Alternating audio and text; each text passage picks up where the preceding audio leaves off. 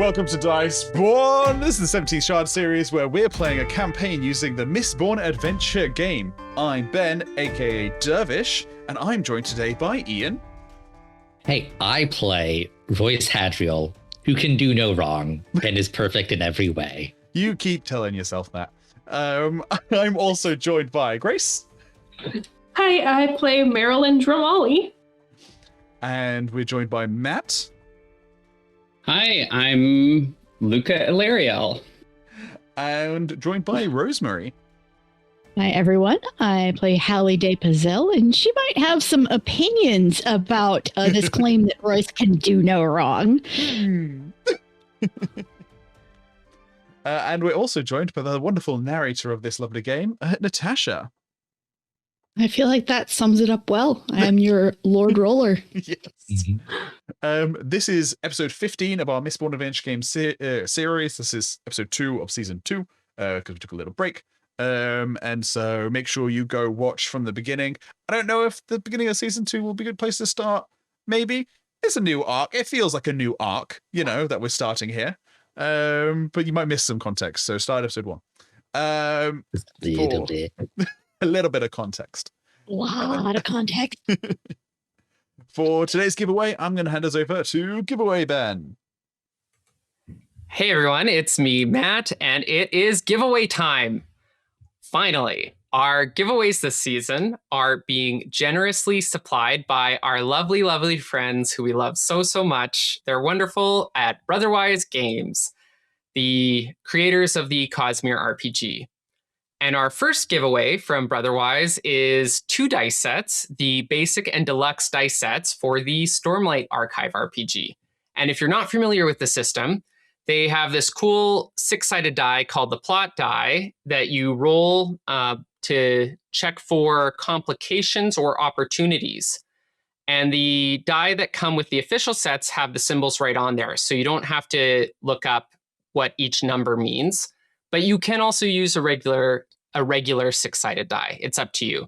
But these ones are very pretty. So if you're interested in that, I have some potentially good news or bad news. The giveaway is open to folks in the United States and Canada, excluding Quebec. So sorry to everyone else. It just is what it is. If I haven't excluded you, and you want to enter to win, first you need to subscribe to the 17th Shard YouTube channel, and then you're going to want to leave a comment below. And the comment on this video for this episode will say should include the name of a character who gets arrested in the episode. Don't worry about technicalities. We will be very generous about what counts as arrested. The winner of the giveaway will be announced in 2 weeks during episode 3, so stay tuned for that. And we'll provide more information about how to claim your prize and announce the winner and all those sorts of lovely things. I think that's everything, though. So now back to episode 2. Enjoy. Thanks, Giveaway Ben. Okay, so without much further ado, Natasha, did you want to kick off episode 15 of Diceborn? I think we'll just skip it today. That's cool. All right, see you guys. No, I absolutely will. So we left off the last episode with an explosion, which was like predicted earlier on in the episode by Ben. Yep. When he was like, "Oh, this is like one of those moments when we're just gonna have all the characters are in like a similar area just before." And it was a bit perfect. of calm. Yeah, and everything was quiet, and then something had to go really, really wrong. Mm-hmm. And of course, we were leading up to that point, right? Of obviously, Alyx Kelson was there. She is the author of the Marpool Mystery series, and she was there for a signing. And we learned that she is a bit of a recluse and that she hates coming out for these signings. Of course, why was never really explored. We don't know why she hates coming out for the signings quite yet. We might have a clue now. Yeah. Maybe just a little. Maybe these signings have a habit of blowing up in her face, you know. Every time I come out of my house, something blows up. I mean, other than the fact that she obviously is introverted by nature, she obviously also has a ginormous fan group that she's not a fan of herself. So while the explosion took place, just prior to that, Hallie snapped into a twinborn because, you know, she learned that Royce no longer remembered her because he threw away all of his memories. Well, she doesn't know that to the extent. She knows enough about his powers to have figured out at least partly what he did. Yeah, put it together. And it kind of broke her heart. Mm-hmm. And, you know, Royce is just there not knowing what he did wrong. Completely innocent. Completely innocent.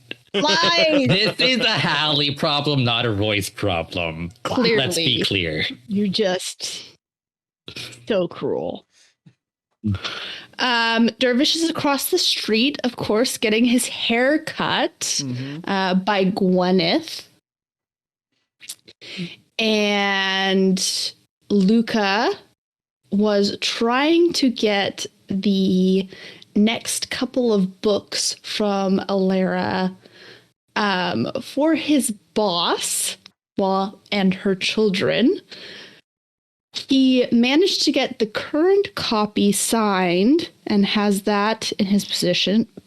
We'll see if that survived the explosion. But he will still yet have to get the future copies. And then Marelyn, Marelyn is across the city dealing with Ghost, who is trying to pawn a very tiny kitten off on Hallie or Hallie's parents. And Marelyn... There's no trying at this point. It's done. It's happened. The kitten has now found a home. And hopefully their other cat takes to the kitten fairly quickly. Yeah, and it's not just an all-out war. And Marelyn has experienced a moment in which she became very aware of the explosion and the turmoil which it caused after it happened. And because of her savantism, she is now in quite a lot of pain. So that's where we're at. And I feel like rather than kicking off the session with like a particular person, we're going to kick it off with a roll. Ooh. So I'm going to have everyone make a roll. And we're going to do a physique roll. Okay. And this is going to be different. The target number. Yeah, the target number is going to be different for each person depending on how close you were to the blast or how difficult it is for you to survive, you know, what's going on. So for Royce, this is a 4. Yep. Okay. Yep. Luka, it's a 3. Oh, because I thought Luka was in the building that just blew up. They just went outside. Alley. Yeah, they went outside in the back alley. So he's actually, he and the constable went outside into the back alley, and the constable actually took him a little bit further off. So the way that the blast happened, he is a little bit, you know, out of the way, and there are some like buildings in between, right? So it's not quite as direct impact. Hallie and Dervish, 2. Go. Marelyn, 3. Okay. Ooh. I'm guessing mine isn't for like glass and debris. No, yours is for the fact that you are grappling with the burden of your savantism and condition that it brings along with it. I'm like, I don't think I can add anything to this. Shall we go from closest to furthest? Ian, you want to go first? I'm assuming that 4 incorporates his whole thing with loud noises. So gonna roll my 2 dice. That would be a 0 with 0 nudges. Okay. Solid. Solid. Yeah, Luka also has 2 dice, so I don't think a 3 or a 4 difficulty is going to make much of a difference, but we'll see. And that's 5 with a nudge. So, Okay. sorry, Cut 0 that with a nudge away. Yeah. I'll go next. Difficulty 2. With my 7 dice. And I rolled 5s. Okay. Dervish is doing just fine. Just peachy. Barely even noticed that something happened. He's aware. He's aware. You're very aware because this was a big explosion. Okay. Not just peachy. Yeah. But he's doing well. Yeah. You're just actually conscious and able to move and nothing has fallen on you and all of that. Damn. It's a big explosion. Okay. Hallie? All right, so I'm assuming at this point I am not yet burning the trace amounts of pewter that would be in my system, so it's just going to be the flat. Actually, if you want to, you can add a dice for that. I can add 1 die. Yeah, I don't really know how much pewter I've got and how many times I'm going to be able to do this before That's it's gone. fine. You can treat it as like because you're not burning the pewter as in like using a vial. Like a vial, right? You're not using an item or an equipment. I'm allowing you to use it as like an extra die. Okay. Does that make sense, right? So you're not using your pewter score, you're using Right. Like instinctive burning as a positive circumstance. like a trait. Yeah. You're welcome, by the way. I'm helping you survive. What can I say except you're welcome? But my difficulty is, you said 2? Mm-hmm. Yeah. Yeah, I think I'm good there. Hell yeah. Okay. 2's and a nudge. I've got a 3 difficulty and 2 dice. Oh no. All of us with 2 dice are the ones with higher dice. Yes. Solid. Yeah. Beautiful. I love how much joy she's taking in the failed rolls. Yeah. So let me paint you a word picture. Yes. Please do. You would have thought that a attack on a single person would have been more targeted. Possibly a stabbing or a shooting. But this is a very large explosion, almost on the level of like a terrorist attack. This bookstore is in absolute flames. People are wounded, crying, shattered amongst in the streets. The vendor stalls that were once serving food or hawking broadsheets are completely, incinerated. Just debris everywhere. Glass and shrapnel have rendered many people dead or injured. And at first glance, it's very hard to tell what actually happened.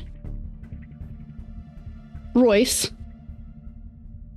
Yeah. you are unconscious. I kind of figured that. Yeah, there's Yeah. where you're at, Mm-hmm. we don't know. Okay. Luka, you are in not a great position. You're conscious just by virtue of the fact that you were further away from the blast, but no one's really aware of where you are. Is the constable awake and around? Or Give me a spirits roll. Constable might be dead. Uh-oh. Yeah. Spirit 3. Difficulty? 2. Wait, Matt, Okay. Spirits 3, did you not spend all of season 1 pumping spirits like the rest of us? No. Luka did not. I thought that was just Ian who did. I did did that too. a lot. Yeah, I did as well. too. Yeah. Okay, I'll got a nothing, but I'll bank another nudge. So you are. The constable is next to you. You're not sure in what condition. You're not sure if he's dead or unconscious or. He's like not moving though right now. He's- No, there's no sign of. And you're in that state of complete like shock and, waves of, utter like disbelief, right? This is probably the most pain that you've been in a long time, even like probably ever. Like, given the fact that you've been shot in the leg, right? Was shot in the knee. Like, So this you're is- in a lot of pain. Okay. Cool. Rosemary, Hallie is down the road. Hallie is on her knee, like hands and knees, but nothing has fallen on her. She's got some like minor like scrapes, right? Obviously, like been like thrown away from the blast. But able to act on her own just fine. Same for Dervish. The strange thing is that out of all the buildings on the street, the hair salon is one of the few that is still like fairly intact. Hell yeah. Except for the windows have been shattered out. How's Gwyneth looking? Is she okay? Give me a spirits roll. Yeah. Can use my 6 spirits. Some Challenge? of us have been pumping that up. Give me a spirits roll of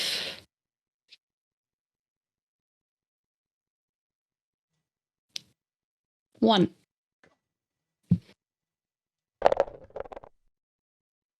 That is another pair of 5s and a nudge. Gwyneth,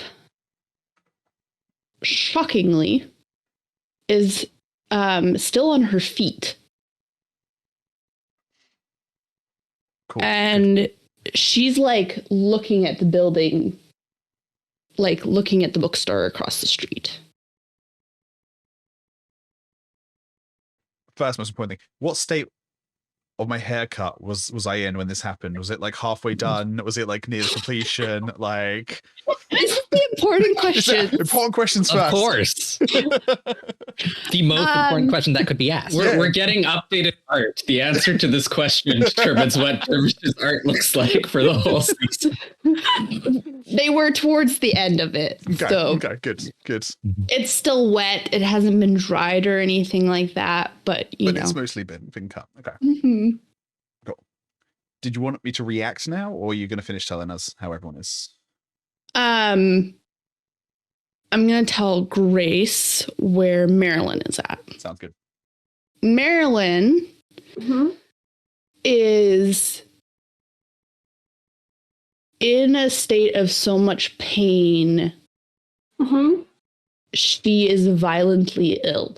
like, on like the edge, probably vomiting, Right not side. quite sure where she is. The bright side, That Hallie's kind. mom is going to go snap into mom mode, and you're going to be well taken care of. How's Ghost doing? Ghost is fine. Ghost is far away from the blast, and Ghost is not, True. a savant at this point. Yeah. Okay, so I'm going to hand it over to Dervish first, since he got the highest out of the rolls and is doing objectively the best, and then we'll turn it to Hallie. Sounds good. How do I react to a bomb going off? I'm gonna kind of jump out of the seat, go, what in the rust was that? Kind of crouch down behind like the chair like I was in and kind of look out through the broken window. What am I seeing? You're essentially seeing the building, the bookstore across the street is completely in flames, on fire, which obviously is made worse by the fact that, the structure is wood, but it's completely filled with paper. Yep. Which makes it an excellent target for this. Mm. And then there's people everywhere. Okay. Okay, Gwyneth. Head out the back. I'm gonna go see what I can find, and then I'm gonna run into the street. Can I see like people that are lying down near the flames, like not like dangerously close? Yes, most of the people who were in line, like right up against the bookstore, like Royce. I'm gonna have you give me a lovely little physique roll of 2. Yeah. And is and this a great little spirits roll of 3. excellent? Strength roll of 2. I thought it was in with 6 dice. Oh no. I'm gonna roll 1 extra dice. Because I was supposed to roll 7, not 6 there. Lucky 2 and you. 4 and a 1. Got 3 nudges, which is nice, so I'm gonna bank those. But 1 extra dice was a 3, so I got nothing. I got nothing and 3 nudges on my strength. With 3 nudges, do you have 3 banked on top of that you could bump into? We're only had just 1. beginning a session. Yeah. We've done a couple rolls already, though. Yeah. Then the spirits was a 3, right? Spirits of 3, yes. Yeah. I'll roll my 6 dice for that. That was a buttload of 1s and another nudge. We I'd could like- bump that one. I was going to say, I'm not going to bump that one, but I think I'm going to use that nudge there just to make sure that if anything bad is going to happen to me, it's not as bad. If that's okay. So you can see, there are people everywhere in various degrees of distress. And your mind at least snaps to a place where you know well enough that you can pick out the people who are dead. Okay. And you don't need to get them away from the flames. Yes. I would like to start moving the people that I can see that are not dead as close as I can get to the fires without like hurting myself and start pulling people away. Yes. I'm going to say, and you can correct me if this is wrong, but Dervish is better at killing than helping and healing. Yes. So the whole concept of don't move people who are injured isn't really like Yep. a thing to him. He is not like he is just dragging people away as he sees them. Like Okay. Just checking. Cool. Hallie. Okay. So I think the first thing Hallie does is kind of stagger to her feet and look around and essentially view the chaos. She's got Yeah, she's got a pretty high wits, so I feel like she's going to psychologically get a hold of things fairly quickly. And to the one edge, like, because Hallie is further, like, she's more on the outside of the radius of where things have been affected. She can see that, like, Connors and other people are beginning to rally outside, right? Like, and beginning to move inward and, you know, come in and investigate what just happened. Okay. I mean, so Hallie's going to have a brief moment of panic because she knows Royce is in there. And then she's going to take all of her emotions and she's going to shove them into a bubble and compartmentalize. She will fall apart completely later. Right now, there is crisis and it needs to be done. She is going to start gathering anyone near her who looks like they are processing, and she is going to bring them in, and she's going to say, anyone who is capable of moving on their own, you get them out. If they cannot move on their own, do not move them unless they look like they are in immediate danger. And she's going to start basically organizing, because anyone who can move, get them away and out. We need to clear out everyone who is relatively able-bodied so that emergency responders can get in to help the people who are injured. Because it's going to be a lot easier for them if they don't have to work their way through confused people. Okay. Perfect. And that also gives her an excuse to keep moving in and with those folks so that she can look for the person in there she knows. You can always have more than one reason for doing a thing. Speaking of which, Hallie, will you roll me a physique of 2? Zeke, huh? With or without that extra die? Or is that just... Without. Without, all right. Nope, but I can bank another nudge. Okay. And will you roll me a spirits of 3? Oh, that time I hit. Woohoo! You see, at the, like, edge of everything. Well, when I say edge, I mean like the edge of the blast rather than the edge of the chaos. You see a wolfhound. Interesting. What that dog doing? Yeah, what's he doing? Right now, sniffing.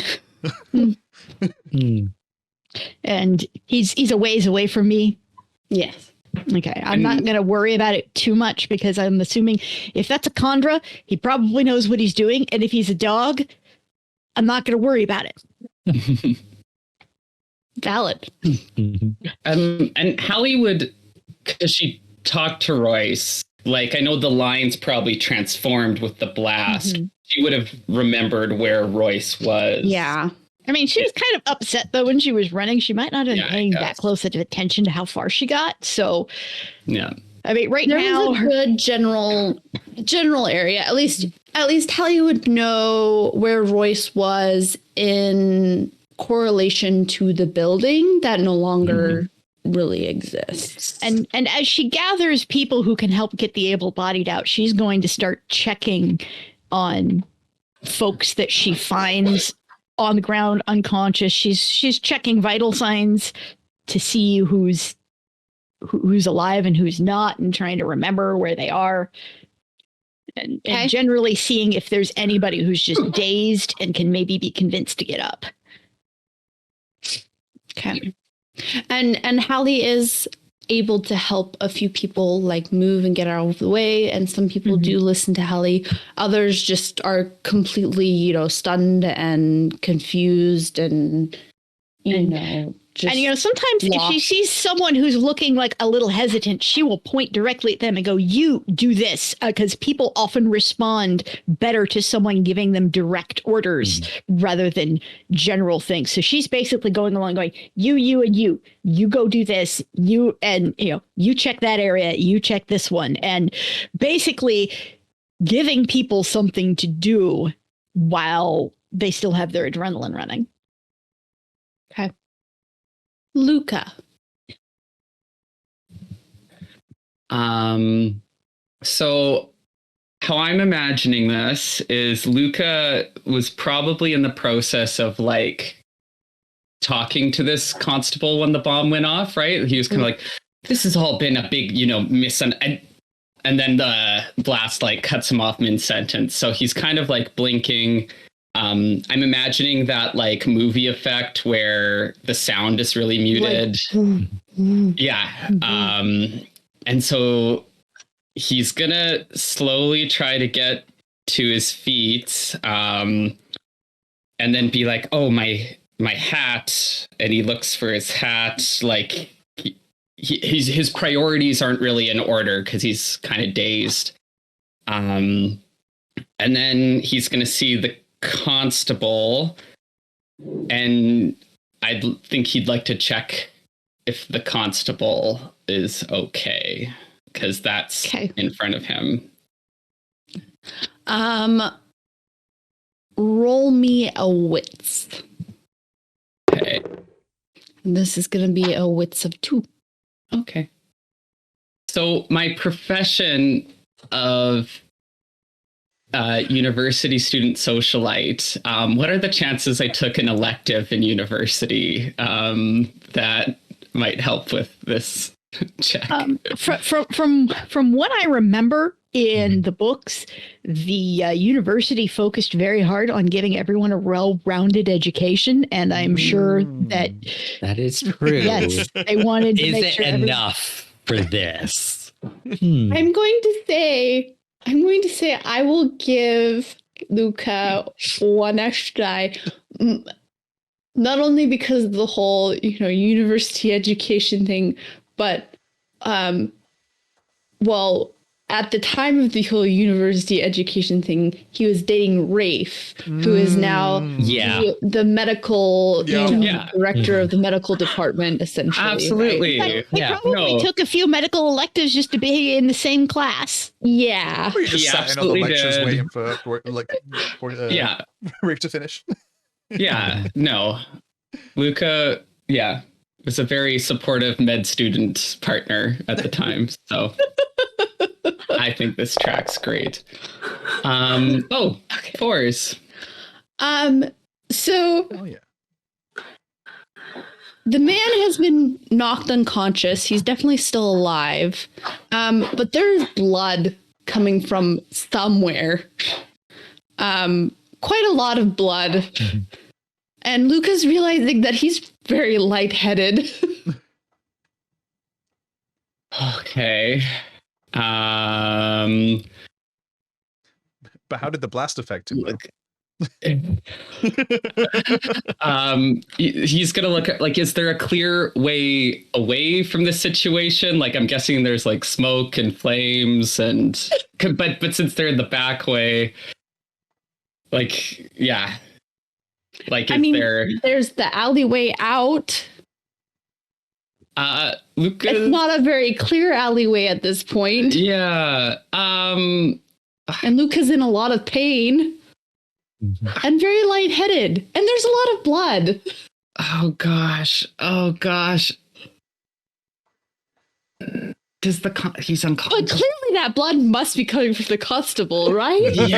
No, he's it's so hard to think. Are the flames like approaching, like, is this area going to become more dangerous, like right where he is? Roll me a wits. This is a wits of 3. Okay. I don't think I can add a trait to this one. Ooh, 2 nudges. Yeah. Okay. Yeah. Okay. Fire's just gonna burn what it's gonna burn. Jeez.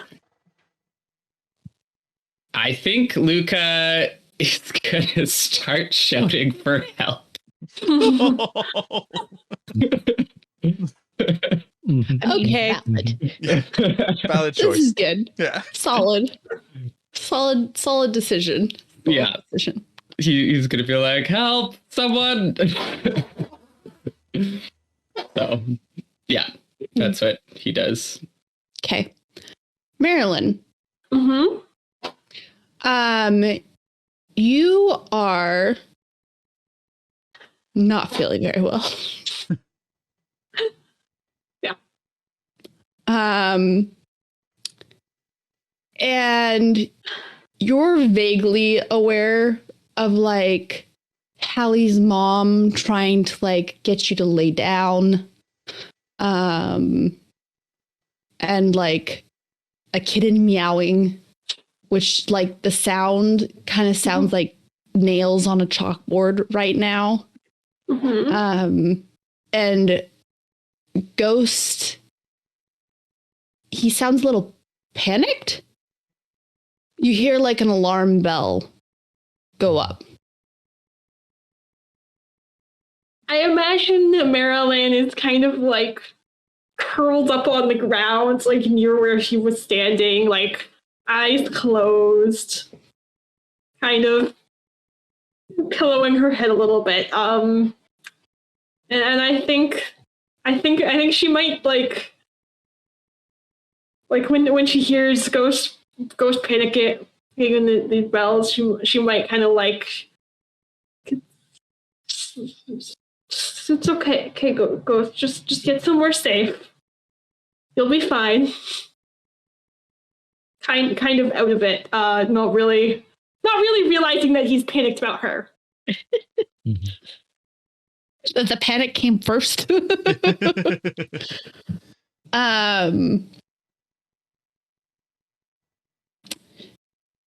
And you feel someone pick you up and take you upstairs, like, and lay you on a bed. Mm-hmm. And it's a little bit cooler, and you know the bell is still going, which is very terrible and obnoxious, but at least the kitten is not here.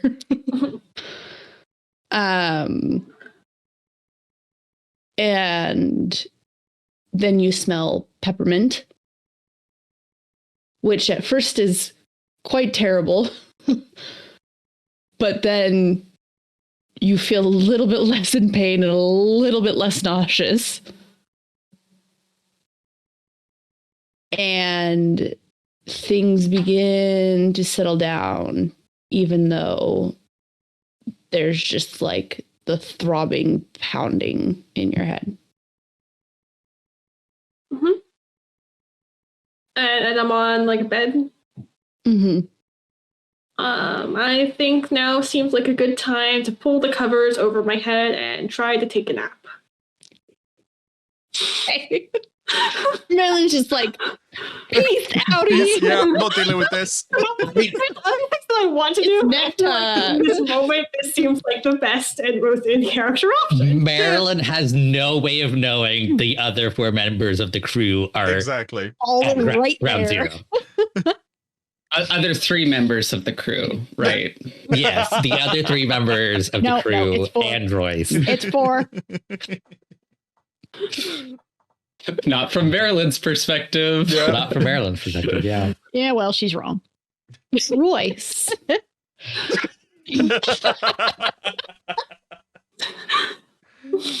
Will you roll me a physique roll, please? Oh boy. Difficulty. 4. Love it's essentially death saving rolls at this point. I got a nudge. Okay. Roll me a spirits roll. Okay. Difficulty 3. 3.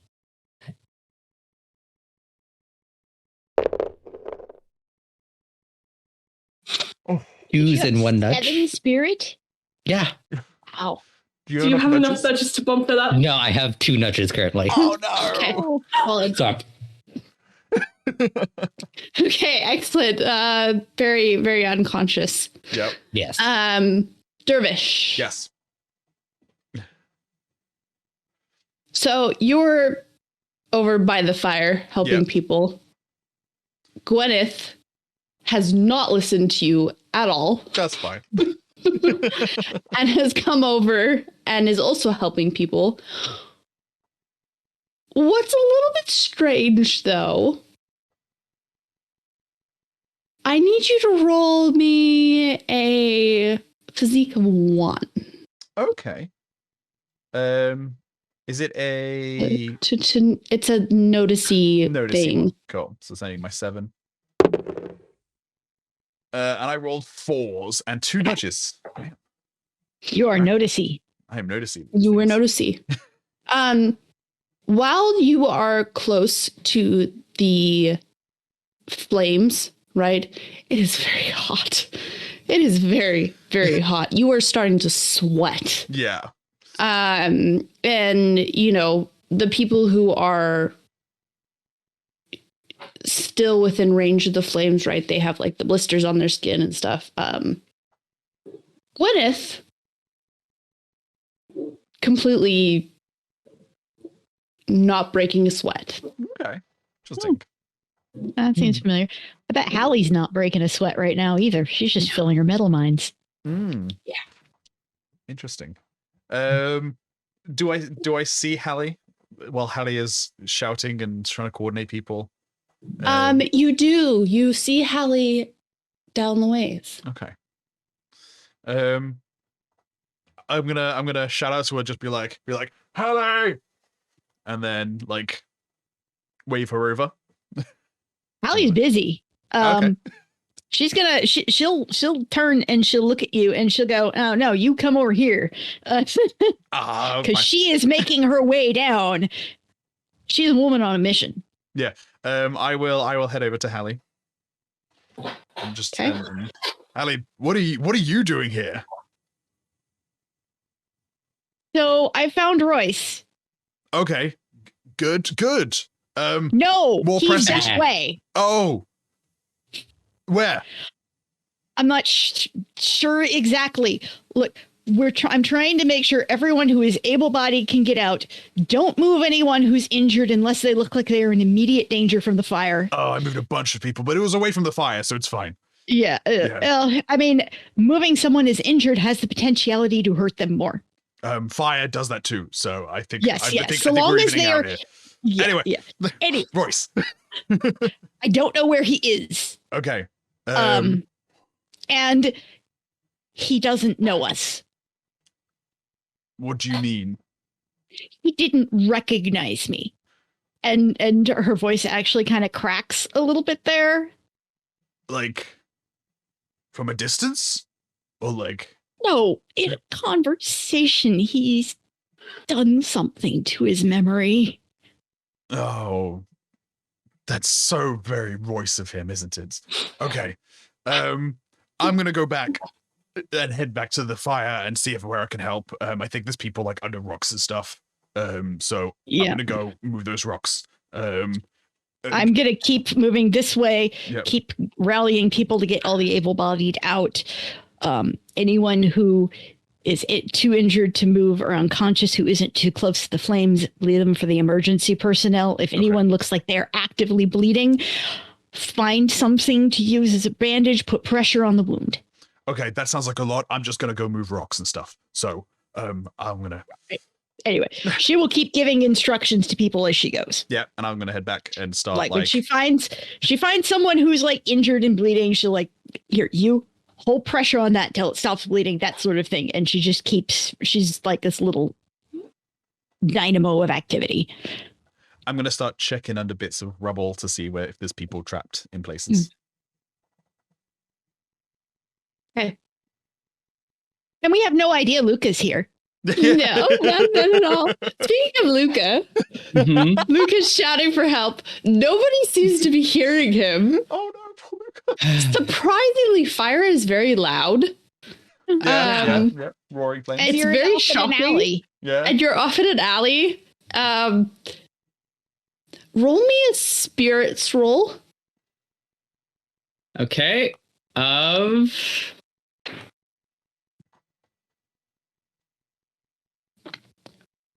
We're gonna start at 3, Start at 3. boy. Okay. and I will allow people to give nudges. Ooh. I'll give a nudge. Let's let him roll first. Okay, let's let him roll first. Sorry, I want Luka to be okay. Don't we all?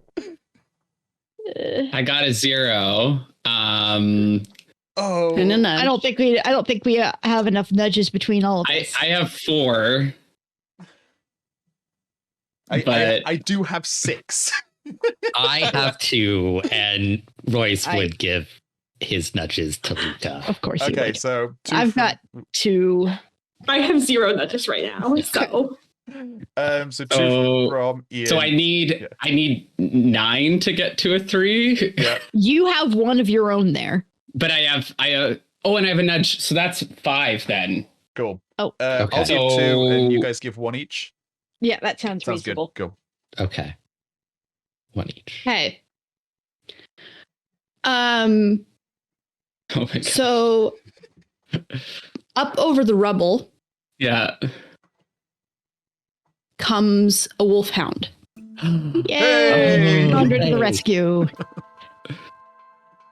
And it comes over to you and says, It just says, You have this thing where you just seem to get into dangerous situation after dangerous situation.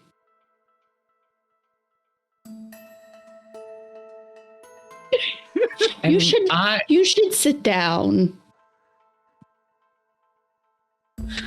Am I dead?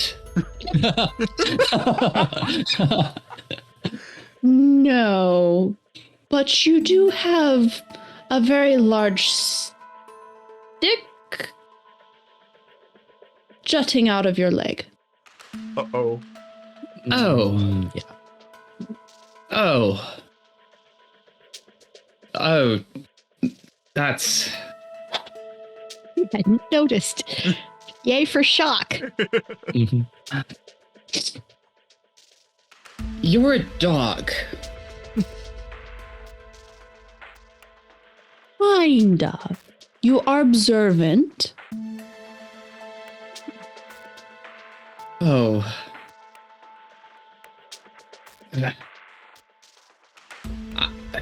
Can you look after him? I think I need some air.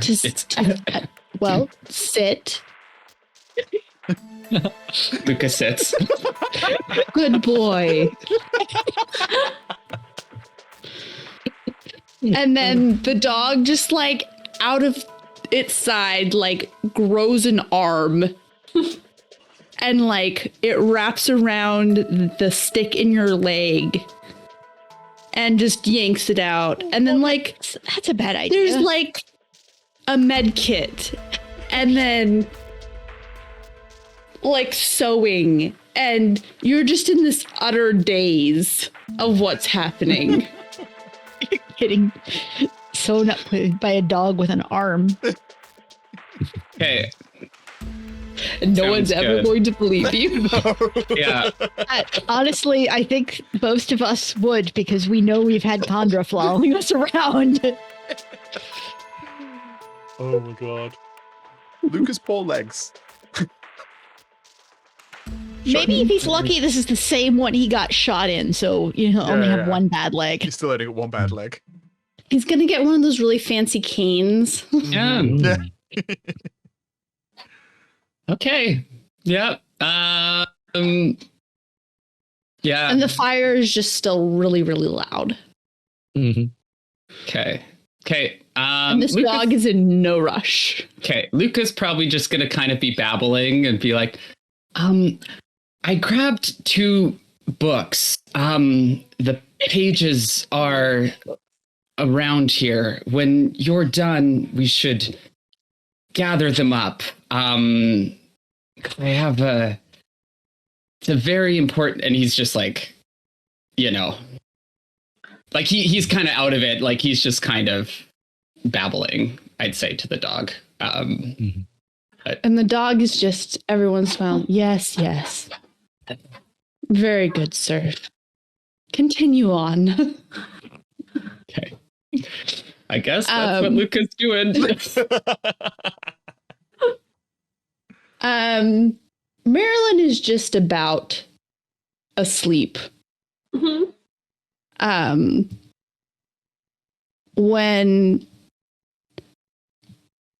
And like everything in the bedroom has like settled down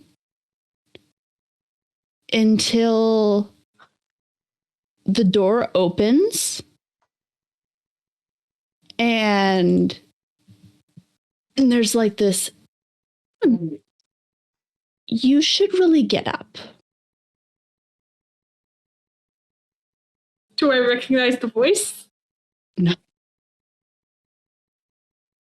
I guess Marelyn might be like, why? You're not of any help here. Oh, look and see who it is. There is this, she looks kind of like Hallie. She's small, dark hair, very bookish. But she looks more like Hallie looks sassy, whereas this girl, she looks obnoxious. If this is who I think it is, I'm amazed she was allowed into the house. Do you have a Who are secret twin? you? Oh, Well, we can talk about that later. But you're needed elsewhere. How's my head feeling? How am I feeling? I mean, you're in pain. It's not great. You're not even sure if she's real. But at the very least, like, you figure you could stand and walk. You're not throwing up. Like, Always a plus. Marelyn suddenly kind of remembers what happened, and goes, Where's Ghost? What have you done with him? And then like stands up and immediately starts looking for Ghost. Pushes past her in the doorway. you're in what's clearly like Hallie's bedroom. Mhm. It's like half bedroom, half workshop. And you know, Hallie probably brought some of her stuff that she would keep elsewhere in here when her parents moved in with her, right? And this young woman, she like just kind of steps out of the way of Marelyn and lets her poke around, and she's like, oh, he left. He went to go, well, he went where we're going. We're please going don't to find go. Hallie's bookshelf. Please don't find Hallie's bookshelf. I think that's Here. pretty low on the priority list. Yeah, it is. It's in there, and it's not particularly hidden, but if you're not paying attention, it won't matter. She's probably not. Marelyn will go, fine, I'll go with you. Good. But well, if people he's need your hurt. help. So no, why would I hurt him? It's ridiculous. And Marelyn will sort of gesture for her to lead. And then once this person's like back is turned, Marelyn is going to down a bottle of brass. And just like not necessarily do anything, like I don't think she's targeting anything specific, but I think she's like going to try and burn it and see if that helps her feel better. I mean, I'm assuming it does. Yeah. And you're probably also able to like soothe away some of your own like pain. And this young woman, she like steps in and, self-inserts herself to help you. And make sure that you don't like fall over or something. And she's like, so there's been a explosion and there's a lot of people who are injured and suffering and upset. And you are needed. What do you have to do with this? Who are you? Oh, I'm Hallie's cousin. By the way, Hallie's parents are nowhere to be seen at home now. Oh dear. This is not good. Do they know where Hallie was going? No. But Not necessarily, but this is a totally different concern.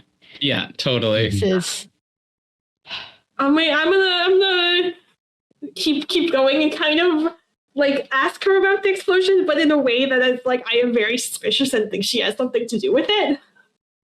She just kind of brushes it off and is like, no, we're just going to go help. How exactly am I supposed to help? When I can barely stand?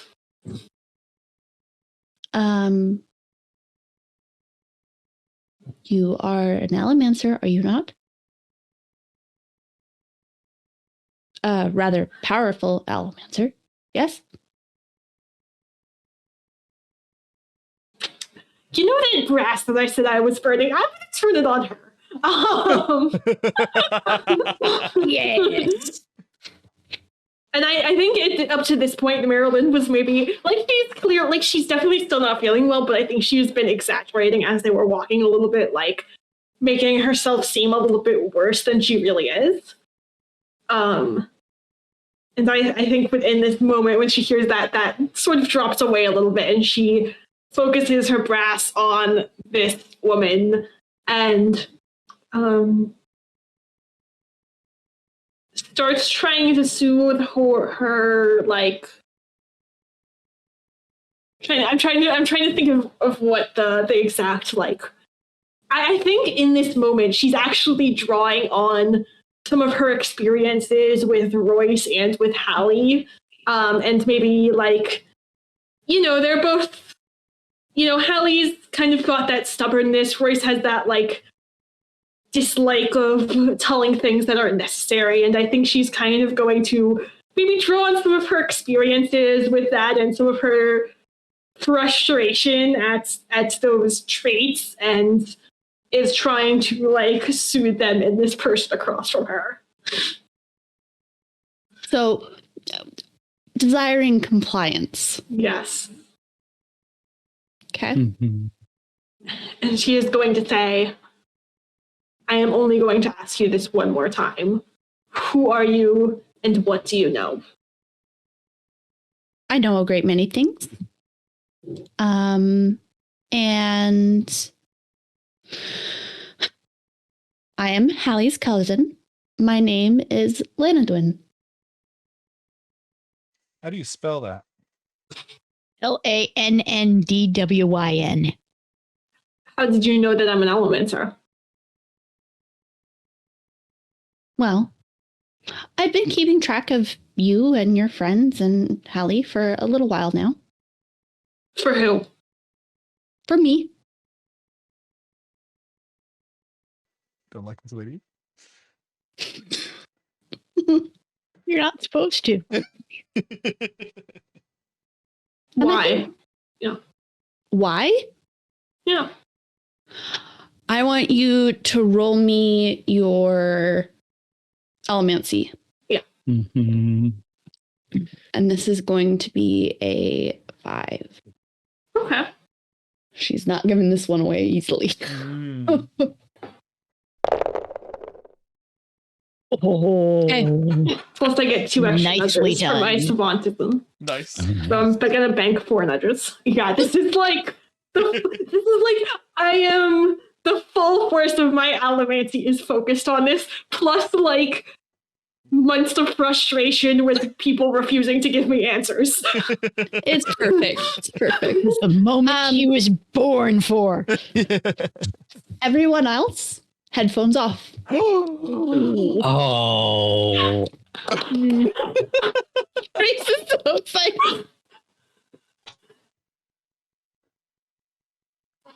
Well, I think that you and I have some things in common. But I am in town to bring Hallie back to the fold. Back to the folds. Back to the Terrace Enclave. She wouldn't want to go. Oh, I know. And the terrace leaders, they intend to bring her back whether she wants to go or not, I'm guessing. Well, I do. The thing is if I can do this, I believe it would make me the youngest member of the Synod. Now, I believe that you and I have something in common. What would that be? I think you too like the idea of advancing your station.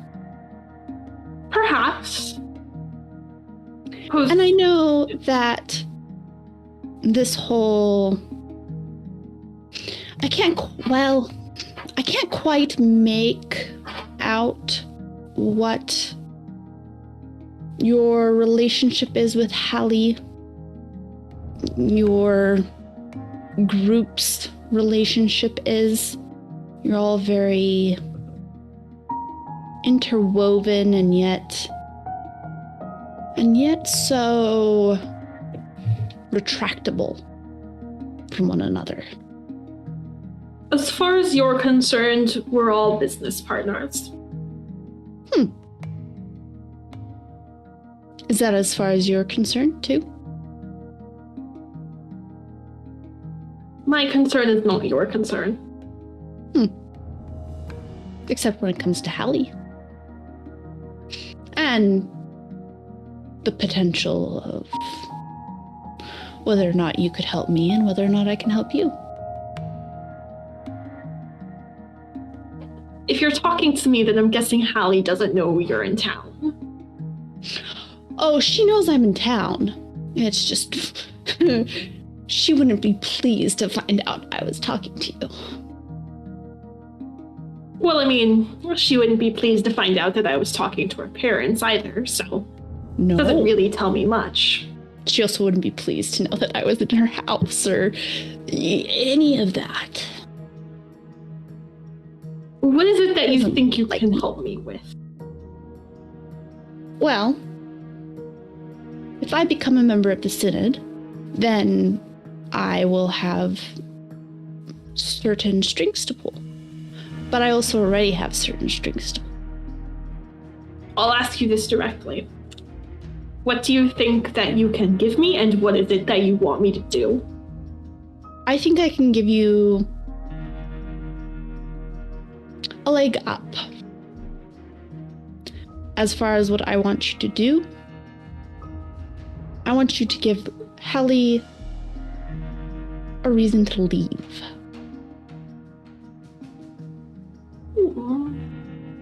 When do you need an answer by?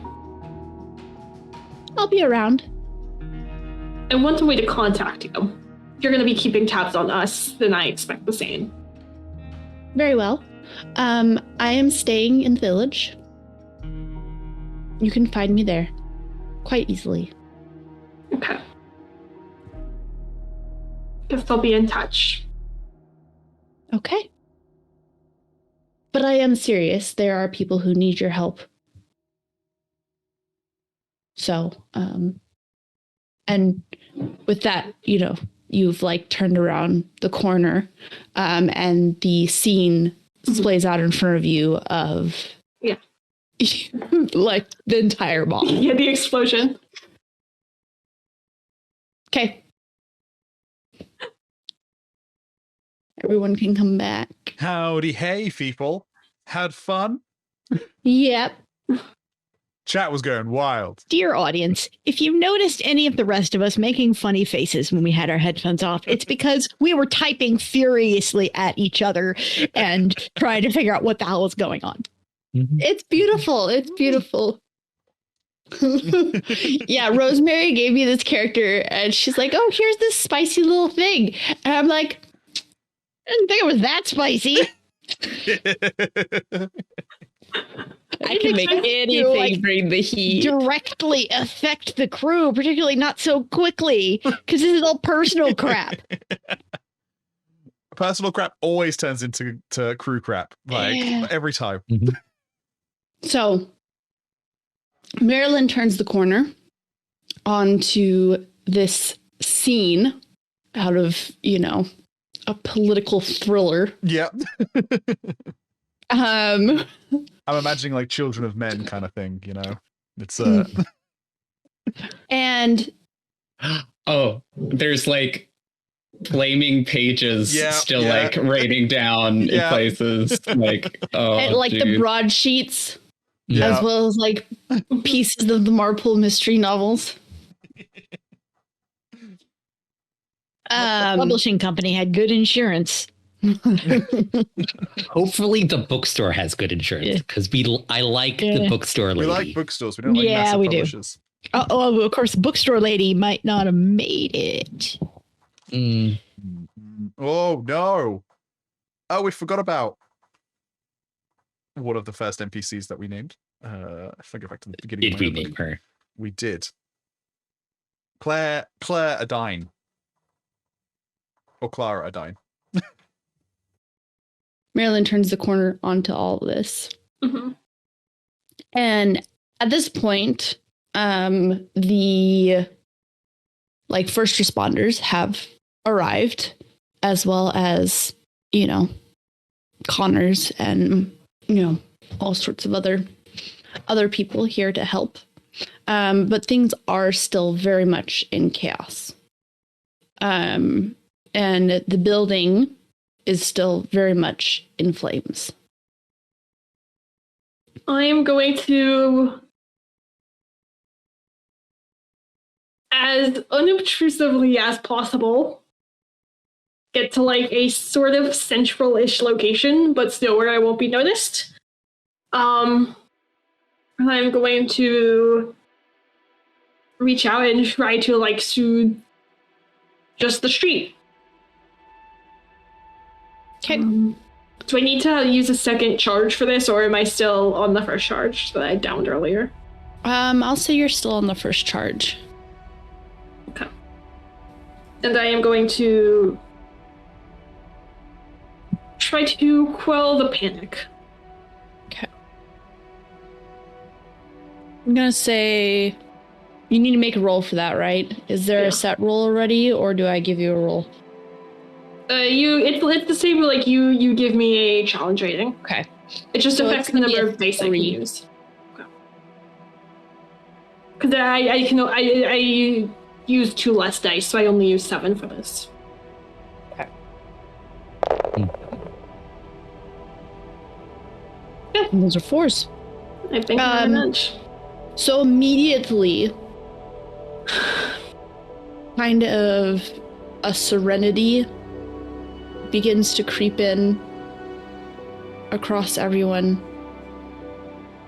and a peace, and it's just like the whole entire street takes a deep breath in and then a deep breath out, and all of you can feel it except for Royce, who is very much still unconscious somewhere. Yep. We don't know where. And Luka, The dog finishes stitching up your wound, looks up, and goes,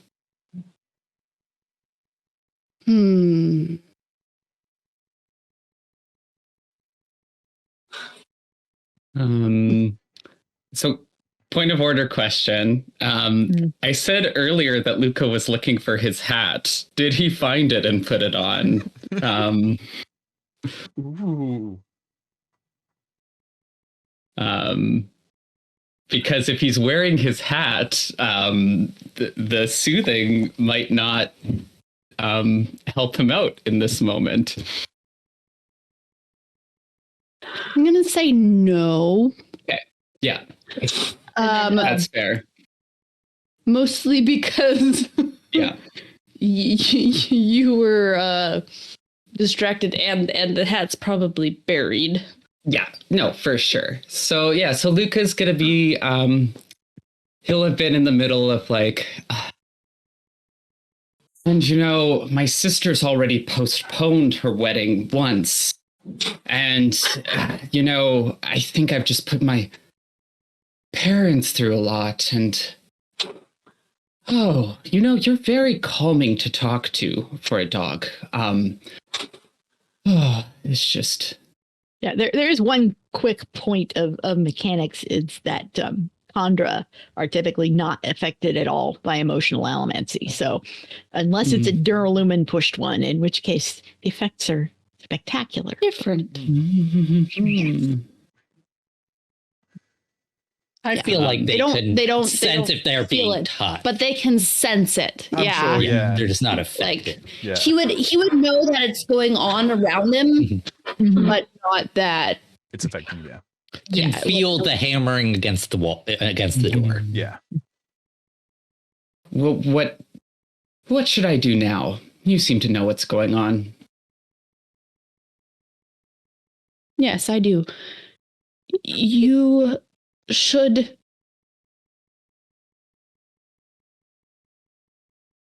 and then he kind of just blinks as if listening.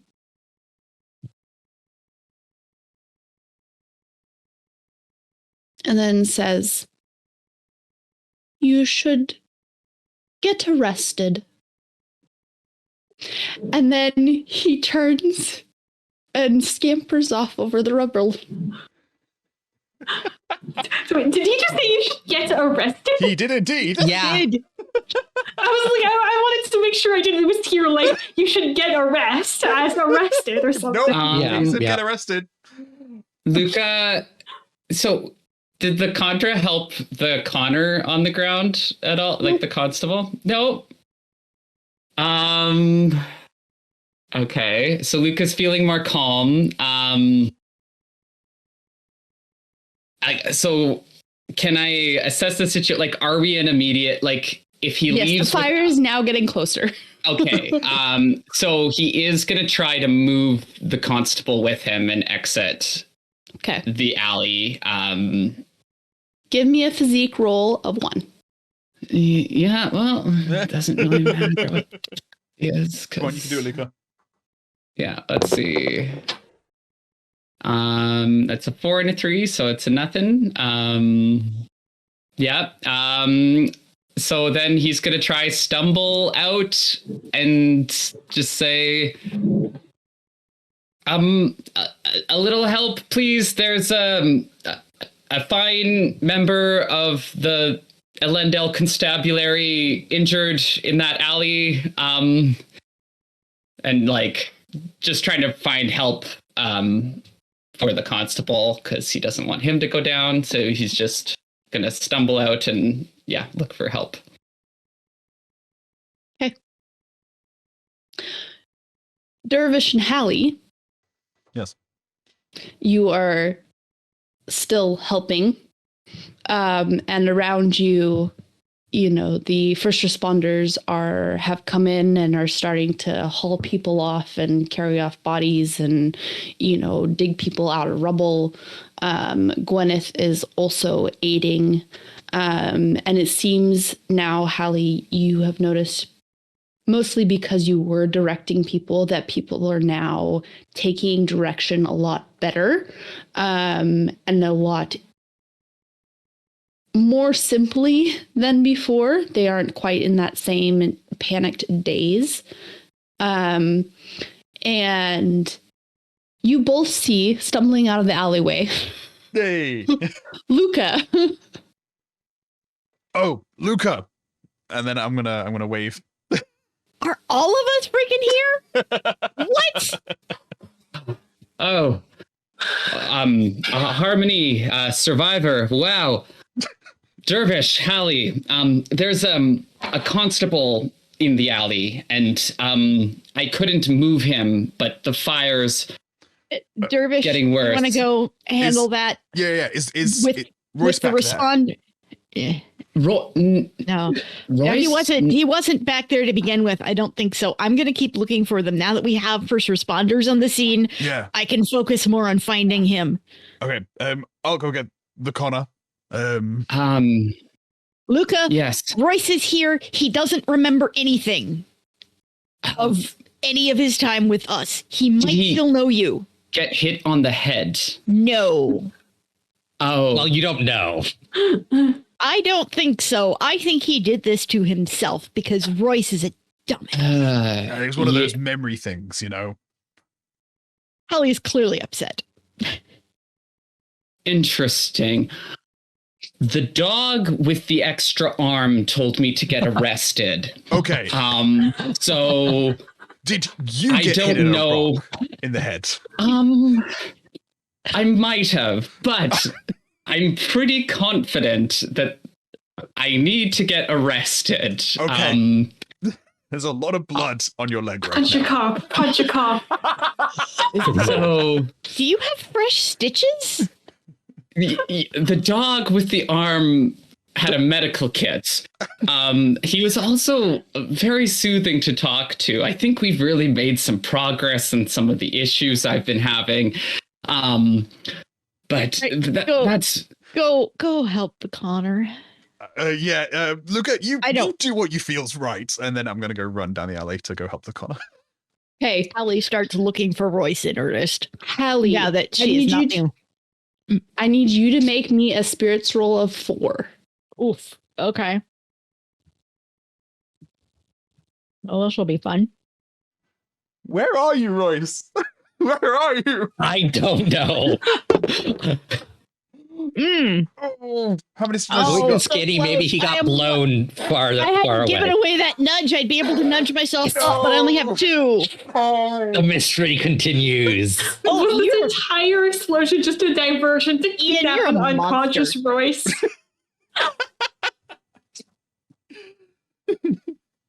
Stop giving Natasha ideas. That's a bad idea. She'll use them. We've learned this. So Dervish, you go, darting down the alleyway. Hmm. It is blistering hot. You're not quite sure how Luka didn't notice how hot it was back here. But you're guessing shock at this point. Yeah.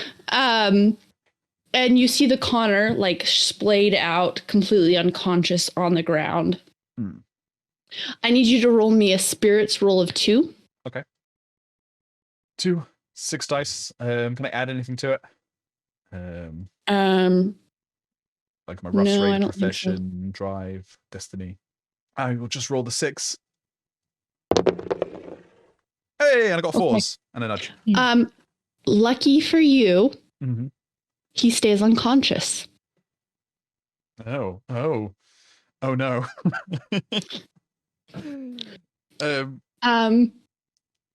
And you're able to pick him up and carry him out after moving a decent amount of rubble. Yeah. Oh, I figured out why he's lucky, because he'll probably just start screaming in pain. Yeah, maybe.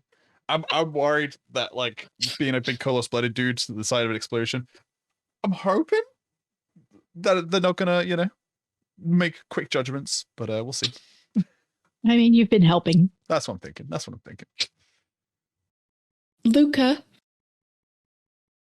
what are you doing? I'm looking for the nearest constable. Gonna take this way too literally. So excited. So excited. Punch the cop. Yeah. When an agent of God tells you to do a thing, you do the thing. What a dog with an arm! He's just sewn up your I leg. know. He's done you a favor, Mhm. There's a lot going on. Luka's confused. He's simple. Might be a little concussed, Tell me what to do. He wants to be a good boy, so he's trying to follow instructions. Okay. It's pretty easy to find a constable. There's one who's like, loading up, helping direct like traffic and like loading up a Ambulance? yeah Hmm. ambulance. Excuse me, good sir. I need you to arrest me. It's very important. It's a long story. There was a dog with an arm, legs and an extra arm and a medical kit. I need to get arrested. It's of vital importance. Will you roll me charm? At 4? You're more likely to be put on an involuntary hold than the rest of Well, them. yeah. I mean, Arrest me? What counts as an it was arrest, a dog right? with an arm and a medical kit, and at that point, Yeah. okay, Um, we're gonna get you a nice soft cell. What about, could I add, like, improviser or endearing to this? No. As cute as you are. I don't think those are working for you in this situation. Okay, so just 5 dice. That's a big nope. But maybe I wanted to fail. Maybe. He just looks at you and goes, "Arrest you?" Yes. I've been very bad. I'm gonna say naughty. I- I've been very naughty, officer. And he just goes, "Look, now is not the time for this." Right, you have more important things to do. Well, if there's like just a place I can go to wait, we can sort this out. He says, after. "Perhaps you'll want to go sit over there. That's like triage, and you can be looked at for a concussion." Excellent. Good man. My friend over there saved one of your colleagues. He was in the back alley. I didn't put him back there, just to be clear. It was the explosion, but he'll be able to probably fill you in on why I should be arrested. If he hopefully he survives. But I couldn't move him on my own. I'm very weak, you Turns see. and like starts going back to what he's okay. doing. He's just like, okay, this man is clearly out of his mind. He took a definite blow to the head. Luka's gonna go sit down near the triage area. Like sit down, like he like crosses his like full on, just like I'm overwhelmed. But I'm feeling kind of zen from the soothing, so I'm in the universe's hands. So I feel like Luka might start to cross his legs and then go, "Ow." oh, good point. So then he'll sit kind of with one leg, his good leg folded, and his other leg like straight out. And just sit on the ground and kind of like look around and wait. Okay. Over time, things continue to quiet down. Marelyn, you continue to work very hard to keep everyone soothed and under control. But as time passes, not only are there fewer people that need to be soothed, your headache is also fading. And you find that the more you're using your allomancy, the less you are paying attention to that pain, or the more that it is being quelled. Hallie, you do not manage to find Royce. You're not sure where he went. In the chaos of everything, you're hoping that he wound up in one of the ambulances getting hauled off. Okay. And that you were not able to see him. Best case scenario, we got picked up by an EMS person. Yes. We hope. And as everything is quieting down,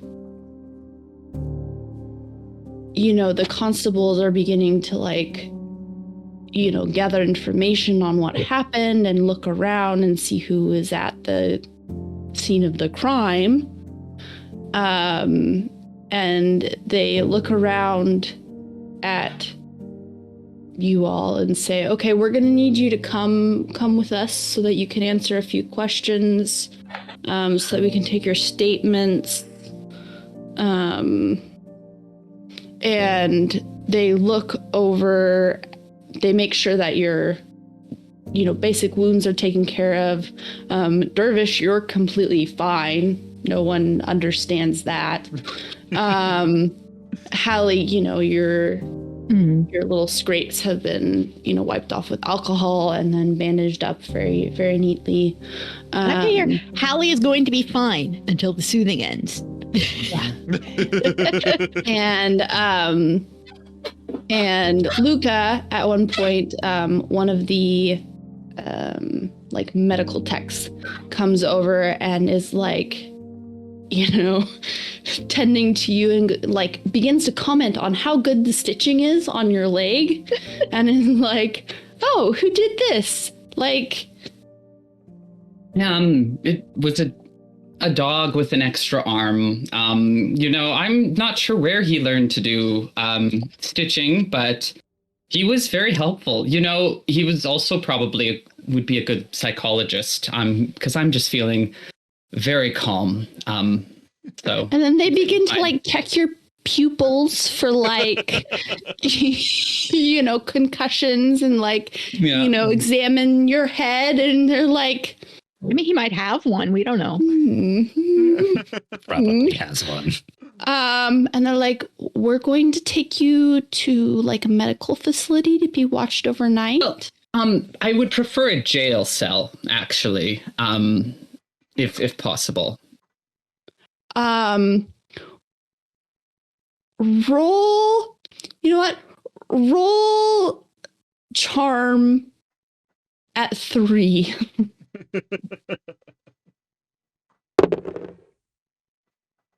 Hey. Oh, okay. He just goes, why a jail cell? The dog with the arm told me to get arrested. And I think it's a sign from the universe. I'm just trying to follow. This is all very overwhelming. But you see, it was a talking dog. And normally I don't place much. I think I was, hallucinating or something. But my leg was stitched up. So that's real. So I think Harmony, or whoever you want to call, the big person up there, wants me to be arrested. Well, the officers would like to take you in for questioning anyway, so maybe I could get you taken into one of our medical prisons. whatever is most convenient, really. I am a bit delicate, so if there's a bit of a nicer cell, that would be just peachy. But I'll take whatever I can get. And you can see just like going behind her eyes, like that's not how jail works. It does if you're rich. And Luka is. Luka is. And she's just like, okay. And like someone brings a stretcher over and like she tucks Luka in on the stretcher and they just load him into an ambulance. Oh, if anyone finds 2 signed copies of the latest Marpool mystery, it's very important that my employer gets them. He's just going to keep talking. Yeah. As Like he's Luka carried do. off. Marelyn. One of the constables comes over to you and he says, would you mind coming with us down to the station? We have a few questions. I mean, yes, I wouldn't mind, but I'm trying to think of a polite way. I don't know if I can decline this politely. I don't know if this is really a request. You are a soother. You can get out of it if you really want to. Potentially. I'm sorry. My mother was here when the explosion happened. Have you seen her? No. Who's your mother? Sorry, I did not have a fake name prepared. Her name is Mom. Unfortunately, she's not 5. Her name is Vivian. Vivian. Her name is Vivian. She's about this tall. Her hair is gray. She's a little bit overweight, but she'll get really upset if you tell her that. I'm really worried about her. I've been looking for as all the injured people have been taken out, and I haven't seen her yet. And I just I really need to talk to someone at the hospital or something and see if they found her and if they know where she is. And he begins nodding and like taking notes on this Vivian. Roll me a charm of 2. Very nice. Excellent. 5 and a nudge. He just nods and he says, do you have a place of contact? I'll let you know if we come across her. Yeah, of course. Mary, I'm going to write down probably just like my PO box so it doesn't go to like a random place. Okay. And he takes that and just writes it down, and he asks you a couple more questions, like about where you were when the explosion happened and like those sorts of things. Yeah, I'm just gonna make us like my mother and I are gonna spend the I was or maybe like I was not in the area, but I knew my mother was over here for the book signing, and like I came over rushed over here to hear what happened. And I'm sorry, my father's at home and he's old and unwell, and with all of this uncertainty, I feel so bad being away from him for this long already, but I really need to go and check on him and keep him updated. And with everything that's going on, I couldn't bear something happened to him too from all the stress. All right. You can go. I understand. Thank you for your statement. We will be in contact if we find your mother. Hopefully she's already at home and you were just separated. Yeah, I hope so. Thank you so much. And I'm gonna head off. Hallie. What is Hallie doing? So she's probably still trying to do some circuits just to make sure she hasn't like missed Royce somewhere. And at this point, I can assume that Marelyn's soothing is going away. It is starting to, yes, with Marelyn. I was going to ask if you are going to be going with the constables, like when they request that you. So she's like, yeah, I'm coming. I just need to, and she's checking, and she's starting to like devolve into some level of panic. Like she's not finding who she's looking for, and I don't know if Dervish there too, or Dervish. Dervish is there until he says he leaves. Yeah. I was going to say, Dervish would have realized that, like, he's actually not supposed to publicly acknowledge the fact that he's close with Luka and Hallie, and he would have gone to find Gwyneth and make sure, like, hang out with her.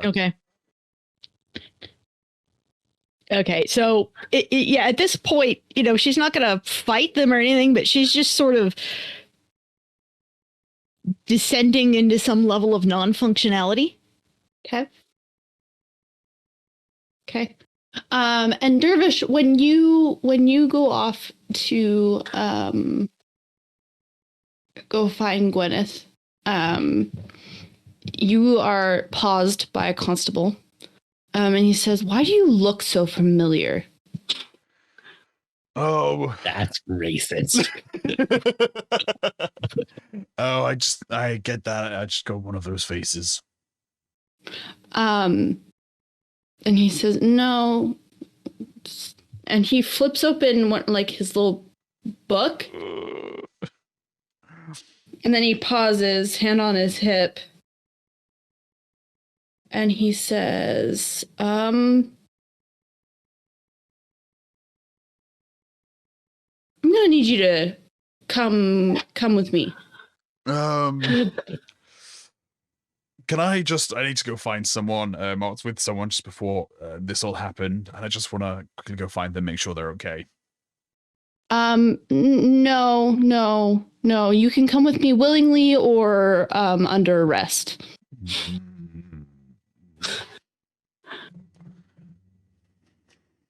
Crap. Bear with me 1 second. I shouldn't punch a cop. I'm not the one trying to get arrested.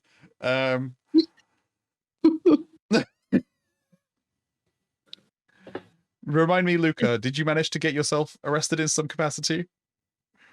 You're in an ambulance, aren't you? He's being taken off somewhere. Okay. Yeah. I'm gonna trust in the powers of Carmel and go, yeah, okay. No need to get upset. Let's where'd you need me? And he just, says, let's go visit the station. I have a warrant out for your arrest for arson. I thought the Condor were supposed to have taken care of that. Supposed to being the operative word there. Oh, that one. Yeah, no, that one was all a mistake. That was mistaken identity. I'm sure we'll sort it all out at the station. This isn't the first time it's happened. Let's go. And then he looks over at the building. Well, it's now smoldering. Not a good look. Oh no. And says, yes, certainly.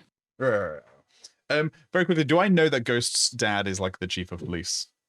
I think Marelyn shared that information with us. Yeah, I think that got back to everyone. Okay, cool. I'm feeling okay about this then. I'm sure this will be fine. Oh no. It's not gonna be fine. Hey. Okay. Hallie. Who is on the border of hyperventilation at this point. Yeah, you one of the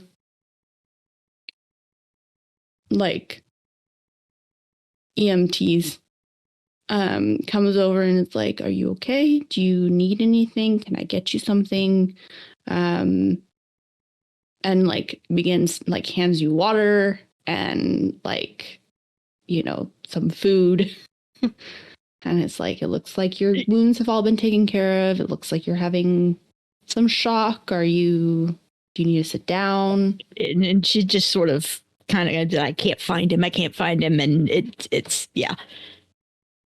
Okay. And she's like, "Can I write down who he is? Can I, And, you know, she just basically slumps down onto the ground and curls up into a ball. Okay. And so you have the Connor there and the EMT Snapping there. has finally caught up to her, and all of the adrenaline has worn off, and the soothing has worn off, and she's just gone. Little Hallie is broken in the street.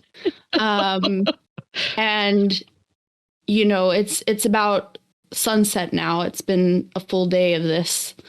And you know, Hallie is just there completely drained. And It's been working pretty hard too. yeah, and like any pewter that you've had in your system has been just, It's gone. Yeah. it's gone. It's depleted. That, you know, your adrenaline is Mhm. calmed down, and any pewter that you were running on to keep you going is gone. And it's not like there was much there to begin with. No. Royce, Yes. when you come to, Mm-hmm. you are in a like medical hospital room area. Okay. But this is definitely like in like a constabulary, you know, hall. It's been set up for like triage or something like that. Mm-hmm. Okay, so he got picked up by the EMS folks, not some random kidnapper. Thank God. And you're having a hard time like putting together what exactly happened. Mostly because like you vaguely remember the woman that came up to you and was like, you know, "You don't remember me," and then suddenly you're here. You don't really remember the explosion or any of that because you were knocked out, and that's generally how that works, is that you lose the few seconds there. And medical personnel, you know, comes over and is like, "Take it easy, don't sit up. How are you feeling? You were pretty close to the blast. You've been in an accident. You know, can you talk? Can you tell me your name?" Yes. My name's Royce Hadriel. Can I like feel my extremities? For the most part, yeah. Okay. You're aware of your body. Okay. Yeah. Can feel my fingers and toes.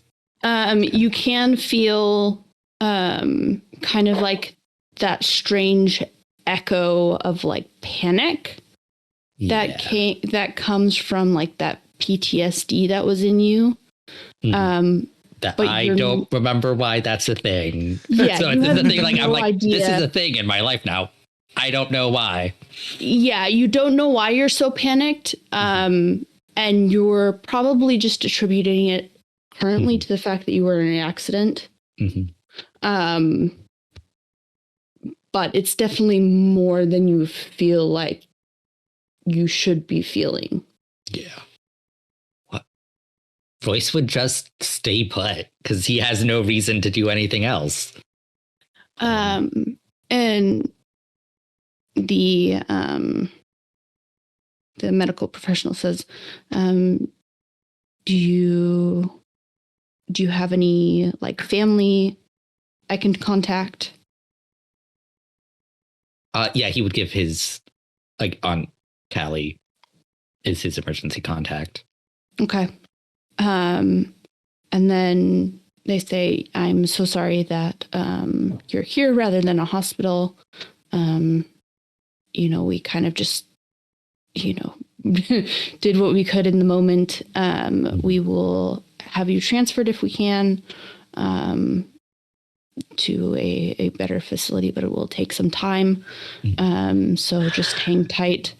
Let us know if there's anything you need. We'll have some food brought over. And the doctor will be over shortly to tell you the extent of your injuries. And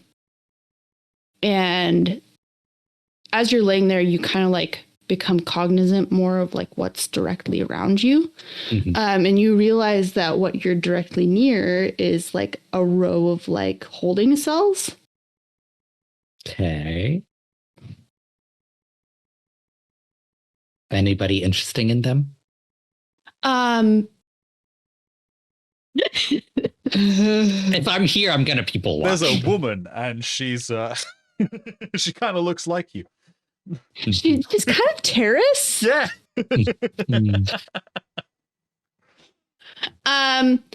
Actually, so you're people watching. So you decide to people watch.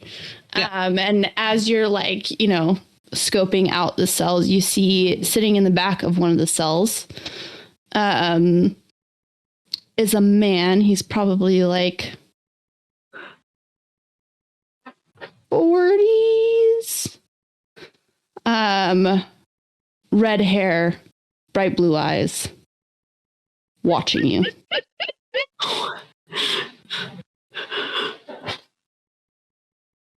The one person who doesn't know what that person looks like.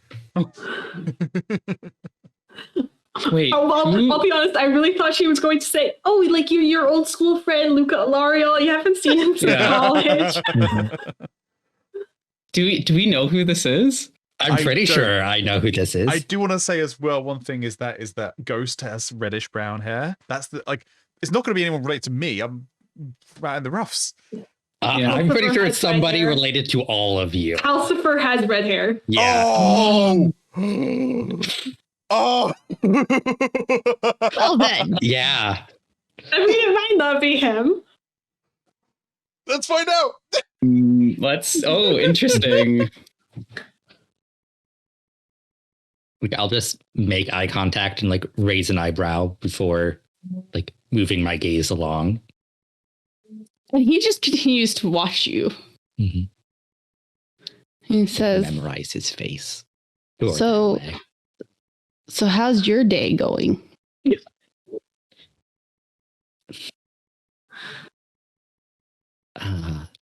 Not as well as planned, certainly. Seems to be the way of it, doesn't it? And the doctors come over. And they begin to kind of detail out like the fact that you do have like severe burns on your legs and that you do have a broken arm. So it's definitely strapped down, to your side. But it's all stuff that will eventually heal. And they're calling you, one of the lucky ones.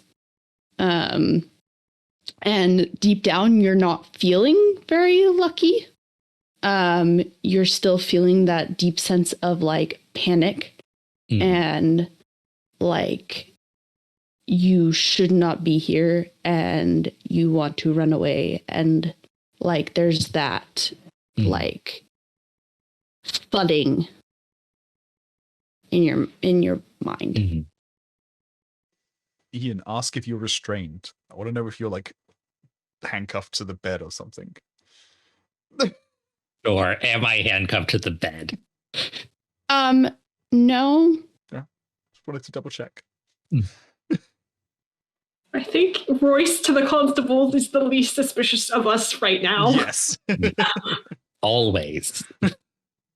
This is why he minimizes contact with all of you. Also, old money, lots of privilege. There's the things I want to do as a player, but then there's the things Royce would do. The things Royce is currently capable of doing. Yeah. I think he would mostly just continue people watching until he gets out of this bed. Which constabulary precinct is he at? Didn't we say Okay. second? I feel like we said second, Octon. But I might just be pulling that out of my behind. I think you're just pulling it out of your behind. Yeah. Is it the one where Ghost's father is at? I don't know what I'm going to do with that, but okay. I can tell you that much. No. Yeah. Oh. That's what I was going for with that question. Yeah. I now understand, I think, why God wanted Luka to get arrested. Mm-hmm. But Royce doesn't know that, even though he's very in tune with the universe, with his seven spirits. I love that you're saying this while Matt is away from his desk. I know. Eventually, as you're sitting there, Mhm. The man in the cell, it kind of like, picks himself up, and you notice that his hands are cuffed together, and they're cuffed to his feet. Okay.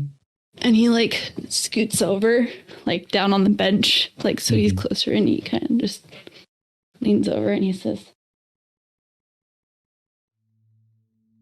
"So, tell me what you know."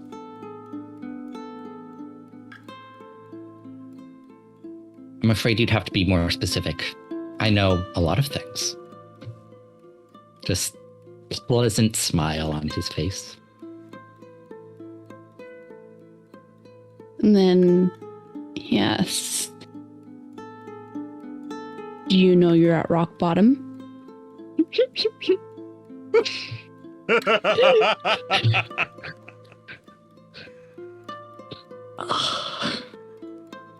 It's definitely Casper.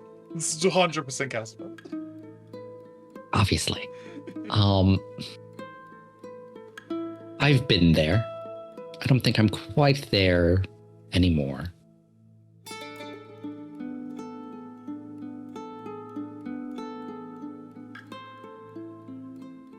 So then what makes you say this is different than where you've been?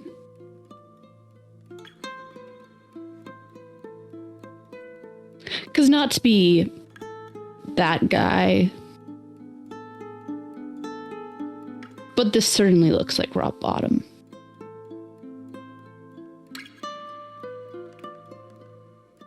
What do I say?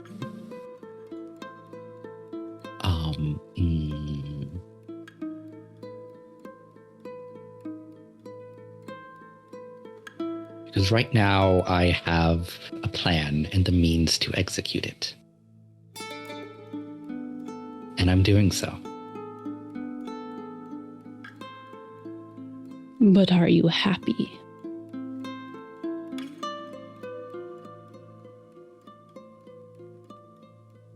I don't think that quite enters the equation.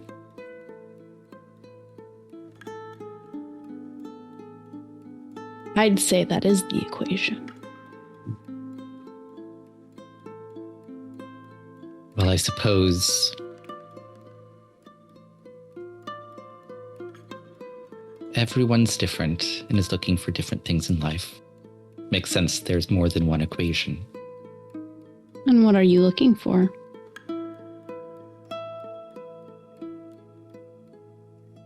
Like Royce's eyes kind of narrow, and he like takes another look at this man. just like wants to try and get a read on him. I'm like, this is a weird conversation we're having. And he gives Royce just this like smile that's kind of like, it feels like you're having one of those conversations that would happen at like 2 a.m. in a bar. Mm-hmm. But it's happening in a crowded precinct in the middle of this chaos. Mm-hmm. Taking a look around, like, are there people like paying attention to us, or is it like it's just like faces? Not for the most part. Roll me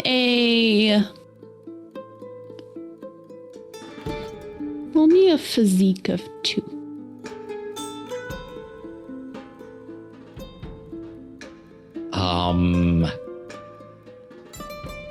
Can I add information acquisition? Sure. Okay.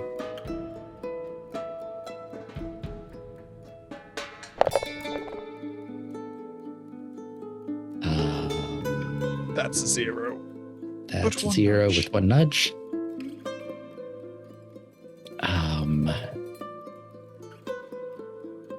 And the last thing he asked was what I'm looking for. Mm-hmm. Oh, okay. Information. He kind of smirks. And says, what kind of information? Dangerous kind.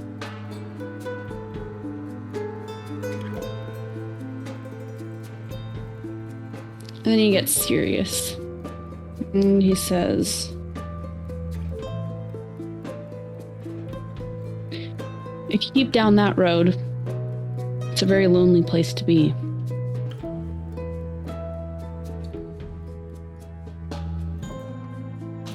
And if this isn't rock bottom, you're gonna find it. Sometimes you have to trust in something greater.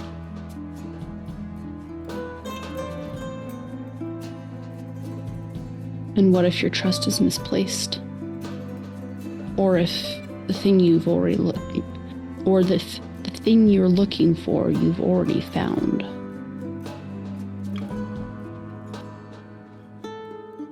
That's the thing about faith. You can't know for sure.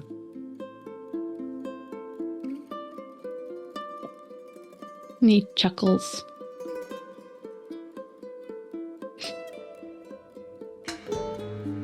And he says, yeah, until you do.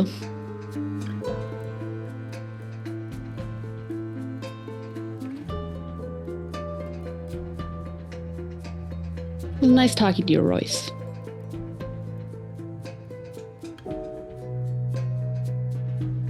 When you figure it out, you let me know.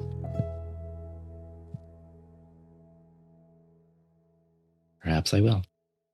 And then he just slides back around the corner. Did you give him your I name? am I said my name Okay, that's fine. to the nurses. That's fine. Just wanted to double check. I do memorize his face and store it into my meta ones. Okay. So you're waiting there. Mm-hmm. And you hear like the scraping of a chair as like someone pulls it over.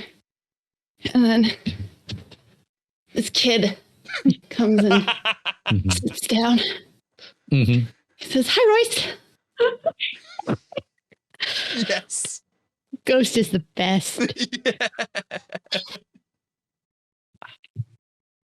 The question is, does Ian recognize this kid because Ghost has to, like, talked to him before in the last few months?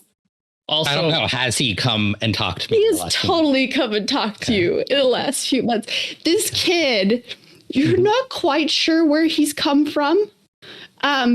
But he'll just show up at random times and like pester you for a few hours and then disappear again. And he just pulls up his chair and then sits down, and then he looks over you at the guy in the corner and he goes, "Hi, Cal." God.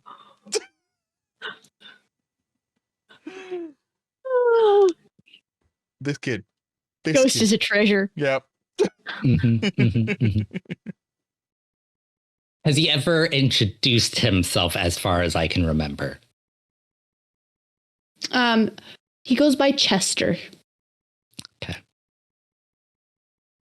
Interesting. Hello, Chester. Hi. How are you feeling? I'm in some amount of pain. Do you want me to find you some drugs?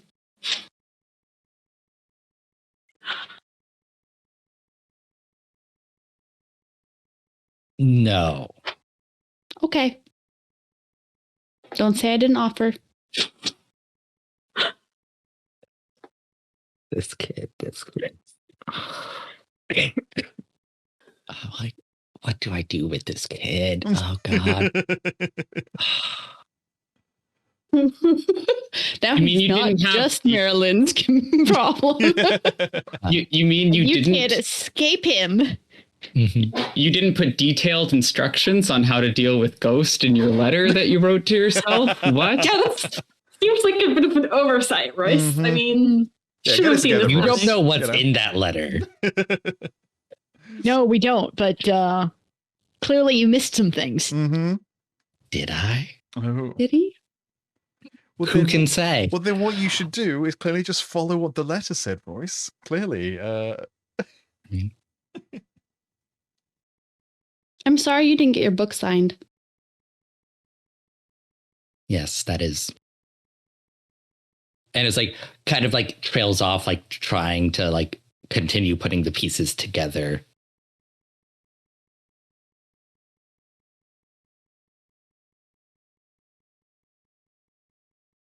How much did like the nurses say about what happened? They said that there was an explosion Mhm. at the bookstore, that there were a lot of people hurt.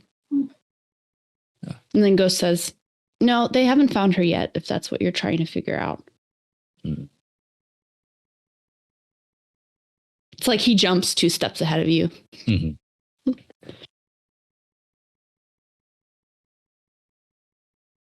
The bookstore owner? Dead. That's unfortunate. Your aunt's going to be here in a little. You're a very perceptive young man. Yes. You know quite a few people. Yes. His eyes flicker back over to Al. He's just here hanging out. Natasha. Not asking for anything. Yeah, and he just does this. Like he just, Weird. it's Weird little odd. kid. Weird Yeah. little kid. Like, and there's like an element of like expectation on Royce's part of just like, okay, when is the shoe gonna drop with this kid? But Or like their little shoe planes flying around your head. And they're just waiting to dive bomb you. We're going to leave Royce there to sit, Yeah. sit with his existential crisis. And we're going to go to Luka. Luka, they've put you in what you're pretty sure is like a what like questioning room. Okay. But it has like a bed in it. Like and you're not handcuffed or anything, but you feel like you can't leave So you're hoping this is what Arrested is, but you're not sure. You're not positive, but you're by yourself. There's a lot of people outside of the room. A lot of voices. Can I see out of the room, or just kind of? No, there's like that one-way mirror, and then like a door with a tiny sliver. And when you go over, you can like peek out of it, and there's like a long hallway, but not many people come down that hallway. Just like every once in a while, someone comes down. And if you try the door, it's locked. Yeah. Okay. But I get the vibe. There's a lot of people around. Outside. Yeah, you can definitely hear. Kind of a din of a lot of people.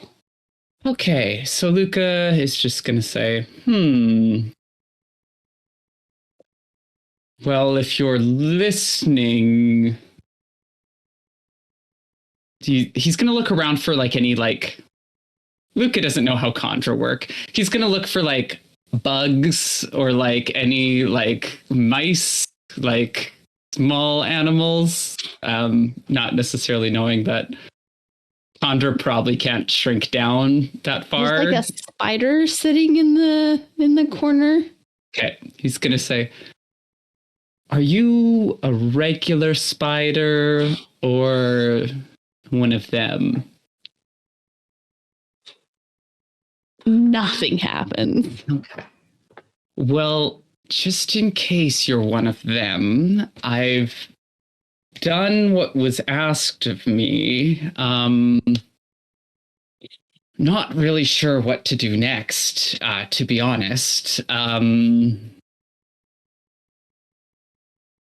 maybe just go lie down in this bed and wait. Cool.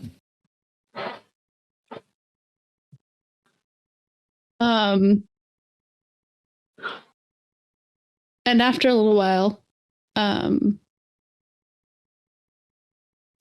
there's like a knock on the door, and then it just opens. Okay. Like it was more of like a knock out of like politeness than a knock of like, oh hey, can we come in? And a constable comes in and pulls over a chair, says, so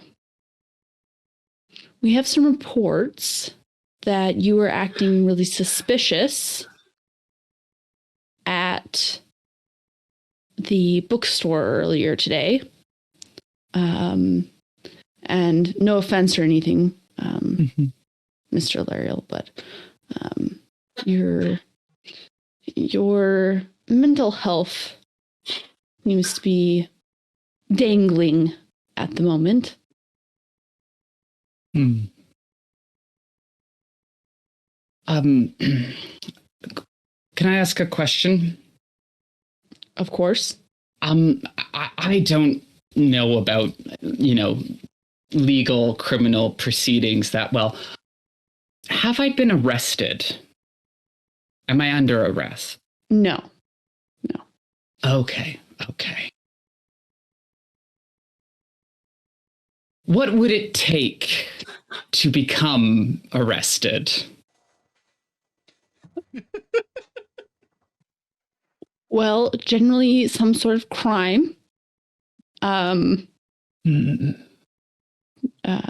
Generally evidence of some sort of crime, at least.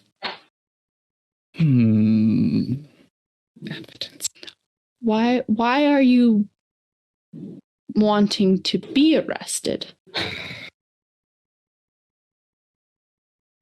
It's a long story, but there was a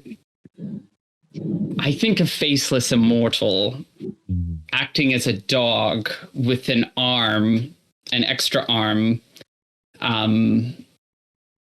human arm that actually was quite deft with like one-handed, able to do things with it. Told me to get arrested. This is all very confusing. I'm not sure what's going on. Is that why you blew up the bookstore? You think I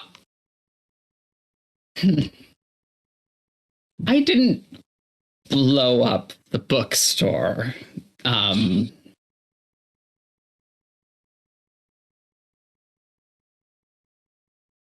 think maybe I should talk to legal counsel. This feels like kind of a delicate. I need to be arrested, but I feel like that might be overkill. Oh my. You're sure I'm not arrested already? Not to my understanding, no. Okay, so I could just leave. If you'd like, yes, you're more than welcome to leave, but I'm not certain if you're supposed to leave. mental. Why are you not supposed to leave? Because the dog. Oh my goodness. I can see.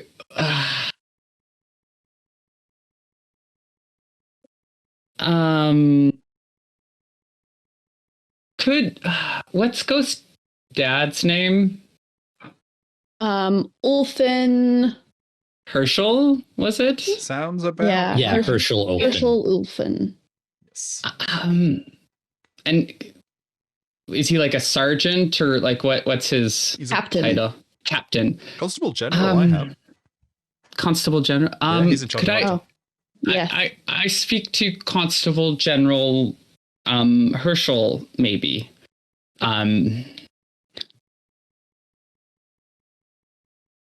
Why? I don't know. He just seems like maybe he would know. Actually, no. I'd like to call my lawyer. Do you know you can leave? I don't think I should leave, though. How about this? Would it satisfy you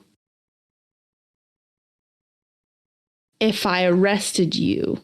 Yes, that is exactly what would satisfy me. All right. Give me a moment. And he leaves the room. Luka's gonna like put his face in his hands and just kind of be like, what is happening? Pray to the spider some more. I feel like Marelyn and Luka often get along well and have a lot in common, but their difference in like upbringing and social status has never been more apparent to me. Yes. Yeah. May I get arrested? Yes. Please. A nice dog who fixed him said, get arrested. And he now knows that there are magic dogs running around. Yep. So. But Luca's approach to it is You just need to punch Unique. a cop, Luka. That's all you had to do. Punch him. I don't know. Punch a Would the cop. cop even feel it if Luca punched him? No. I mean, he has the rings. The rings do hurt.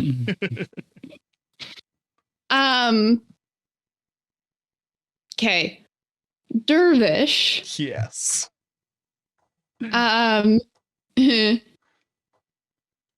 You are sitting in the back of a like paddy wagon. Mm-hmm. And this Connor that's brought you in is just kind of sitting and waiting, and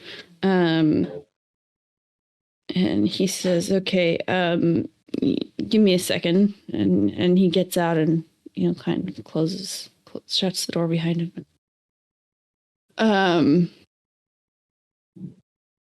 And when he gets back, he kind of just opens it up and says, apparently there's been a mistake and you're free to go. Like I said, it's no problem. This happened before. Mistaken identity, one of those faces. And yeah, I'll step out the paddy wagon.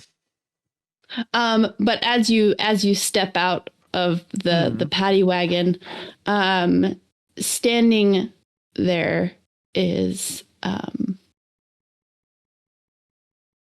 woman. Okay. Mirabelle. Oh, no. Boy. Oh, Alyx is gonna love. Oh no. I love this. I'm sure that Alyx is at least partially responsible for whatever's about to happen. Murder her immediately. Yeah. I Just immediately. pick up your gun. Boom. No.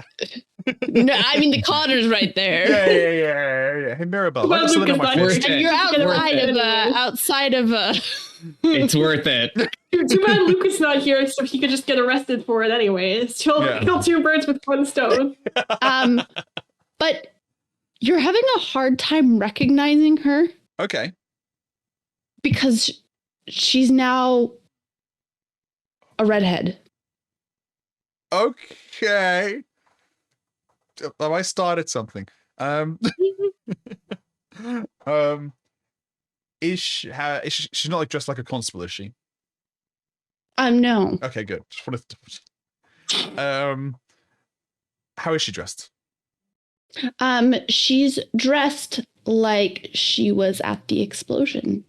Okay. Her clothing has several holes in it, charred marks on the fabric, etc.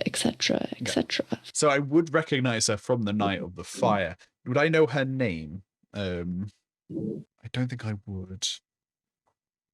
Oh, Luka, you probably told me all about. Yeah, I think we've talked. Yeah, I guess you guys probably would have done like a deconstruction of Like a debrief. Yeah. Cool.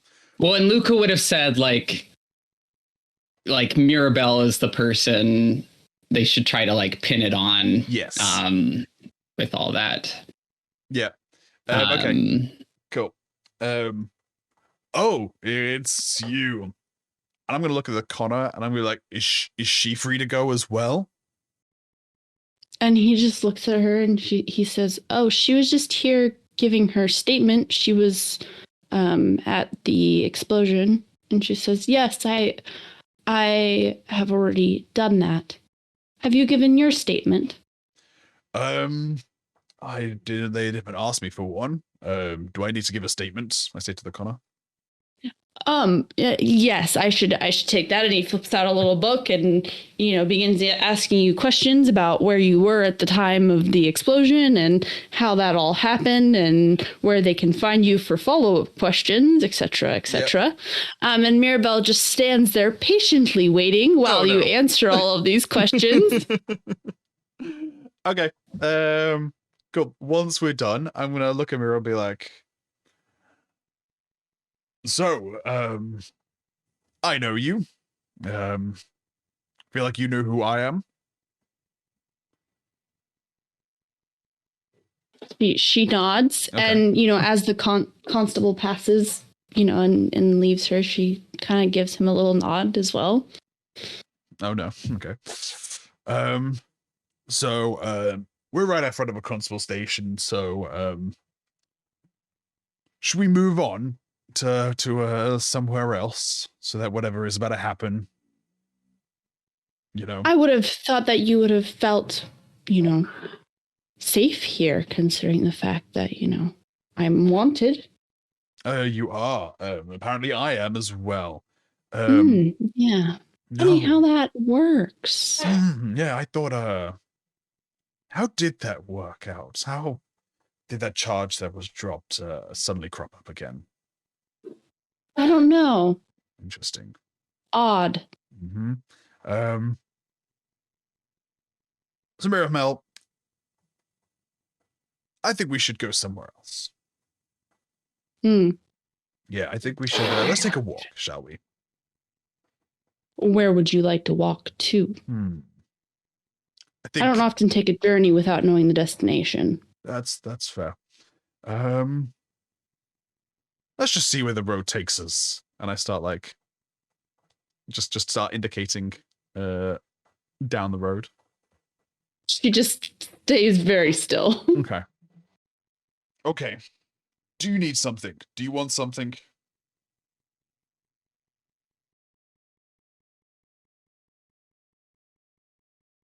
I want to make my presence known. Your presence has been noted. Just to me or to someone else? To the lot of you, but it seemed overkill to just show up with everyone. Yep. I mean, you're lucky you did it here. I'm not very happy with you. Lucky is one way of putting it. Yeah. I'm not very happy with you. The rest of the group aren't really fond of you either. But, okay. I'll let them know you dropped by. Any other reason you wanted to talk to me? She just kind of looks at you, like scowling, like she doesn't want to be there as much as you don't want to be there, but she's just kind of forcing herself to be there. Like, this is her last stand of defiance. I am being like, my body language is like aggressive, like not happy, like don't want to be talking to her either. I definitely don't want to be talking to her at Connor's place because now I can't physically assault her. And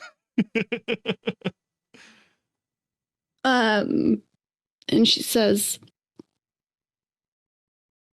I think we need to reset. It's funny how the people that do all the rusting and ruining are the ones who always want to start fresh, you know? That's funny coming from you. Isn't it just? Except I've tried to pay for my crimes. And you're gallivanting around some bookshop. And she looks down at herself and she's like, you really...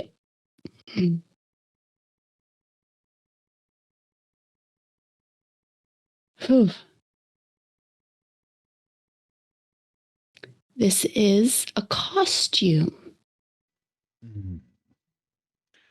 And yeah, shouldn't have trusted what I saw with my own eyes when it comes to you.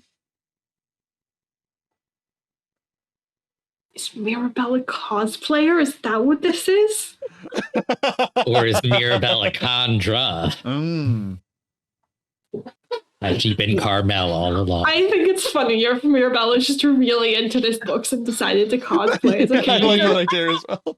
She was a seeker. That's true. That is a good point. Yeah. In season 1. No. But Mirabelle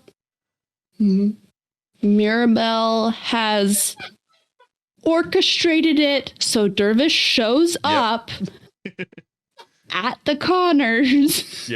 So she can talk to him here where it is safe for her, and has given herself a disguise that it makes sense for her to be here that will not draw attention to herself while she is here because she is wanted. I was getting that. But her being a cosplayer is a much more fun explanation. Yeah. I think it's more fun if she just happened to be cosplaying at the explosion and saw Dervish. She's cosplaying an explosion survivor. Just happens. Volcano Los Dos. Yeah. Okay. So what happens now? You've made yourself known. I'll tell the rest you're around. And that I'm a better ally than an enemy. Pretty easy enemy to deal with. You might think that, but I try to keep a policy of not allying myself with people who like to stick metal chunks into other people. It's not really my jam. Fancy that. Hope you don't run into Royce again. And she turns and walks away.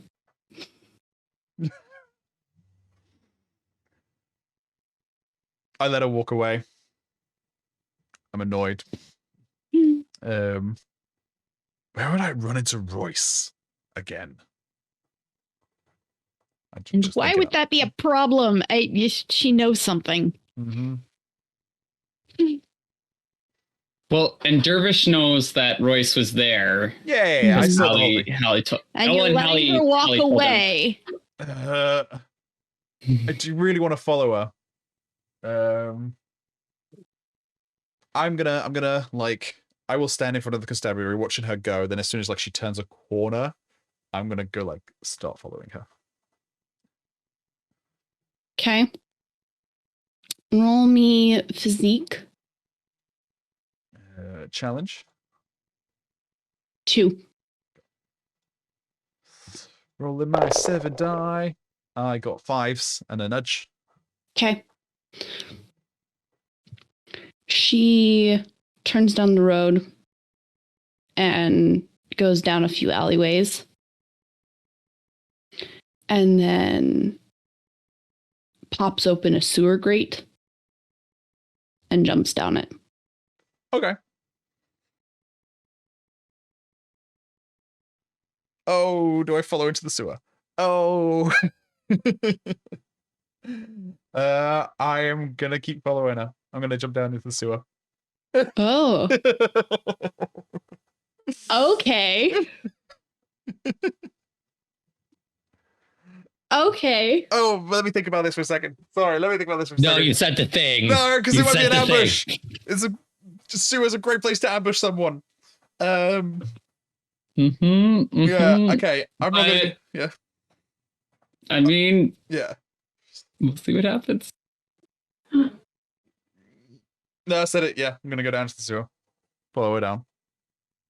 Carefully, though. Like, carefully. Dervish is a big boy. He can fight his Exactly. way out. Exactly.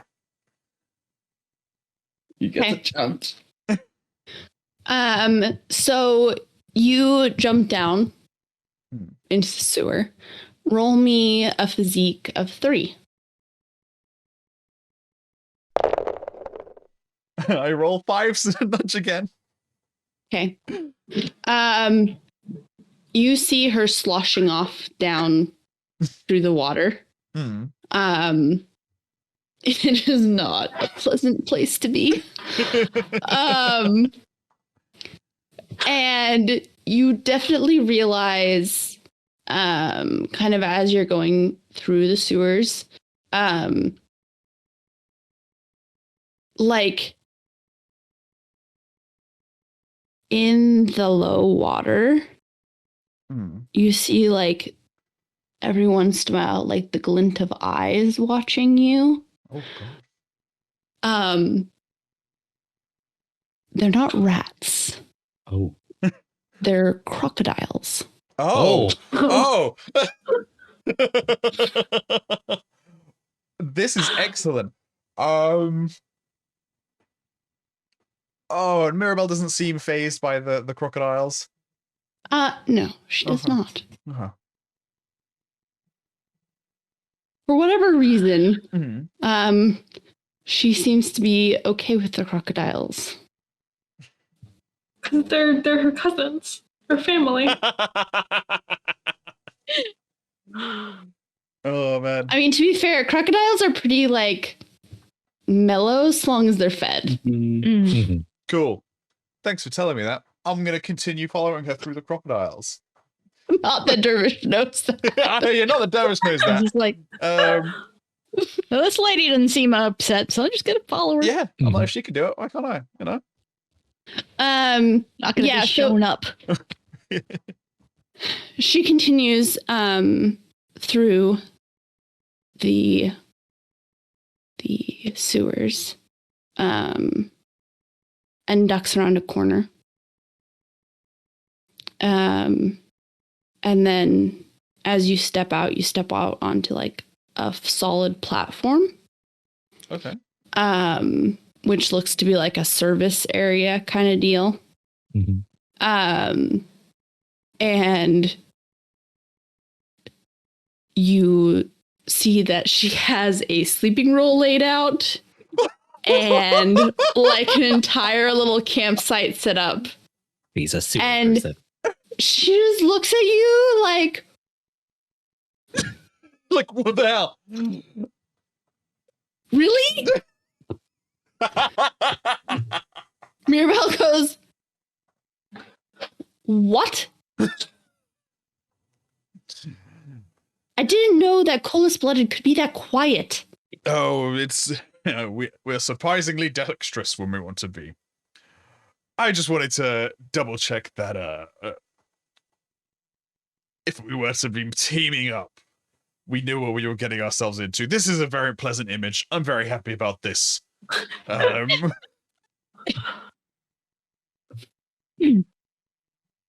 Look. Yeah. I'm looking. I worked very hard to work my way to the top of the Sliverist group, Mm-hmm. only to be kicked out because of you lot. Guilty as And- charged.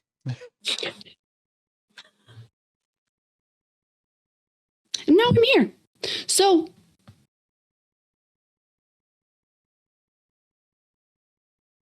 anyway. Do you know what, Mirabelle? I'm very happy to see what's happening here. I'll leave you to it. I'll tell the others all about the kind of ally we could be getting ourselves in with. If I think I stepped over your dignity on the way here. So I'll be taking my leave now. Don't be going anywhere soon. We'll find you if we need you. And then I'll start walking off, laughing to myself. You just hear her sigh deeply and say, predictable. Oh! I'm just gonna keep laughing. and leave via the way I came. That was fun. Yeah, and then Dervish would head home because he's covered in sewage and he would like to have a shower. And he is, Or like a scrub. or a scrub, yeah, in the tub, you know.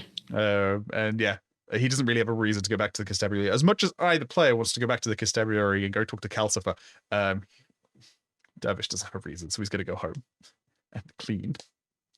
Speaking of going home, I think that's where Hallie is going to be taken. Once the constable, asks her a few questions and, manages to at least get a address of where they can follow up with her. And Hallie might not be like verbal at the moment, but she is at least able to like scribble down a statement of the basics of what happened in as much as like she was looking for a friend and then the explosion happened and she just sort of went into motion. Yeah. Well, I mean, she did quite a bit when it comes to the aftermath of everything. Yeah. And they're probably going, yeah, she's kind of shocky now and everything's coming down. Yeah, and they get her a carriage and make sure that she gets home. And when she gets home, her parents are there. Okay. And her mom kind of brings her inside, and Hallie is obviously just kind of like, still in a state. And Hallie's mom, wraps her up and At this point, her parents haven't seen her like this since she was a child. And they're not quite sure what's going on or what to do. And then Hallie's mom just kind of picks up the kitten and then puts it in Hallie's lap. Kitty therapy. And that does help. Along with making sure that she's fed and everything. And then they take her up to the bed and Hallie's like vaguely aware that it looks like it was slept in, laid on. Things are a little out of place. She's not sure why. But, her mom gets her all tucked into bed and with the kitten, maybe a little bit of... And at least they probably get enough out of the Connors and Hallie to know that she was at the site of the explosion. Mm-hmm. So. Yeah. And they definitely are being very gentle with Hallie and making sure that she's well taken care of and leaving any of their own questions for the morning. Mm-hmm. Royce, as he's laying on the cot next to Ghost. I don't know who that is. Okay, next to Chester.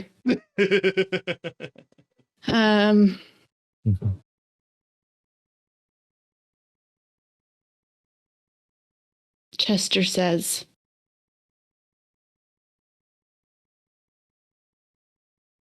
"So,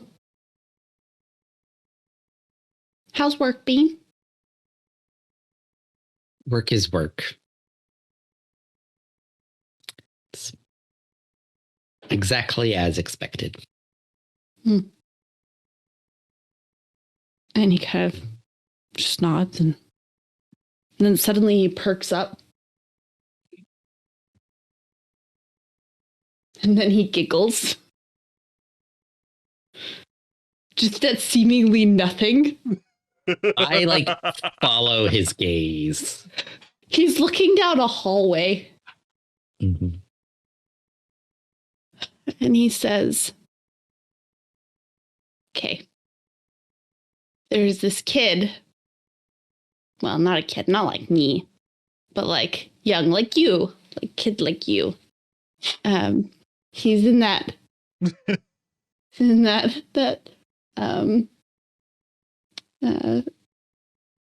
confessions room. And he's talking to a spider."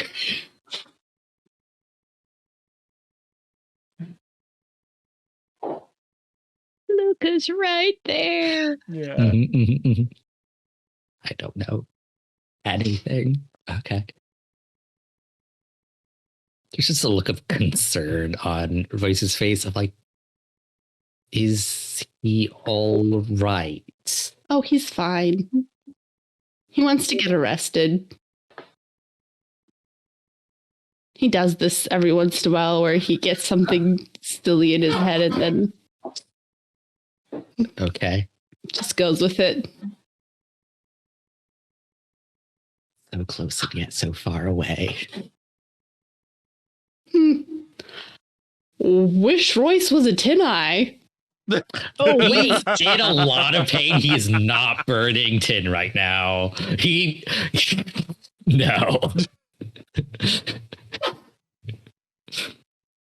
If he knew it was Luka, maybe, but he doesn't. And then Ghost goes, "Oh, okay, I gotta go. I will see you again later." Okay. He just slips off of the chair, pushes it to the side, and then kind of rushes off. And he goes down that hallway. And as he does that, a constable comes out of that hallway. And then also the main doors open up and a tall, broad man with a big beard comes in. Big beard. It's his dad. Okay, cool. And Luka. You did ask to talk to him. The door opens up. And instead of a Connor or anyone else coming in, Ghost comes in. Ghost, good to see you. I've You're had a talking bit to of a a day. spider. Yes, but there was a dog that wasn't a dog. And the others, remember when all that crazy stuff happened a couple months back? And the others, they were mentioning how like sometimes dogs are not dogs. And this dog was talking and had an extra arm pop out of him. And You do realize you sound crazy right now, right? yeah, yes, Ghost, I'm aware. I was told by the talking dog to get arrested. Yes, I heard. Right, you're very perceptive. But I'm not sure really what to do next. They said I'm free to go technically, but the dog told me not to. Well, the dog just told me to be arrested, and apparently I've not been arrested yet. But the dog wasn't very specific with what he meant by that. He wants you to get arrested? That's what he said. But I don't know. Like, is there a reason I'm supposed to be here? I just... I'm not supposed to tell you. Ghost, have you been keeping secrets? Come now. What's going on? Well, I tell you everything, Ghost. Pretty much. So I think it's only fair. you tell spiders everything now. Listen, I don't know if they're watching or not. Like,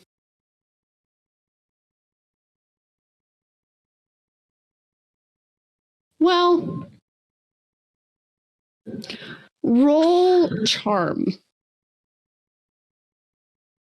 This is a 2. can I add endearing to this? Sure.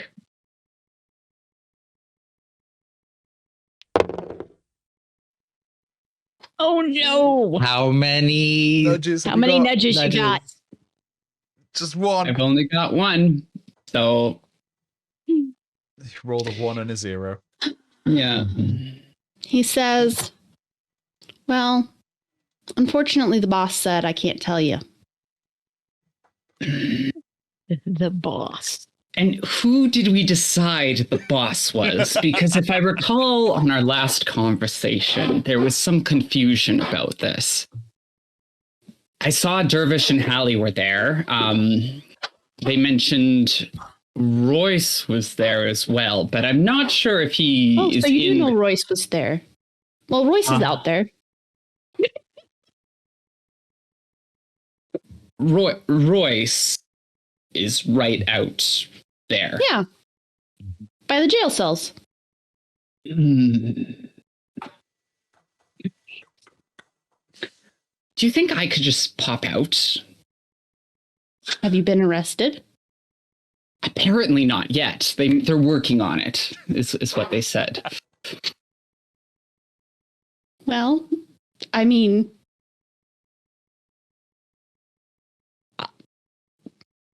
I can just leave the door open. But you can't tell anyone it was me. Of course not. Confidentiality. This stays between. But here's the thing, Ghost. I don't think Royce and I. Oh, this is all very complicated. Like, what do I say?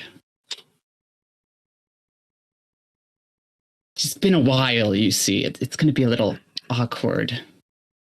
Well, if it helps, he doesn't remember anything. Yes, Hallie did mention. Has he done? I don't know what? why. I'm gonna He go. just doesn't. I'm gonna go talk to him. Okay, just leave the door open for me, like a good little Like, scamp, and someone I'll. he'll recognize. And Ghost says, good. And he peeks out the door and then scampers out and like leaves it open like that much. Luka's gonna just open the door and look around and see if he sees Royce. And as Luka like steps out, like just far enough out of the hall, Herschel is standing off to one side, getting the report from this particular precinct, and Royce is indeed laying off on a cot next to the cells, and in the cell right next to Royce is Calcifer Shard. Hey!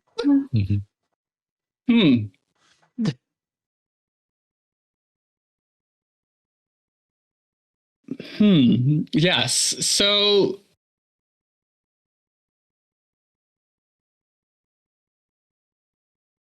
who does he want to talk to more? You have some options here. Like the little rogues gallery there. Luka is going to start walking over to Royce and Calcifer. Just going to stride purposely over. With a slight limp. So Royce, when he sees Luka, like he smiles a very genuine smile, like almost reflexively. And like there's a beat or two, and then like you see like a moment of confusion of like, why am I smiling so much? And like he gets distracted and it's like kind of like shakes his head. And like Calcifer just pipes up, how's that going for you?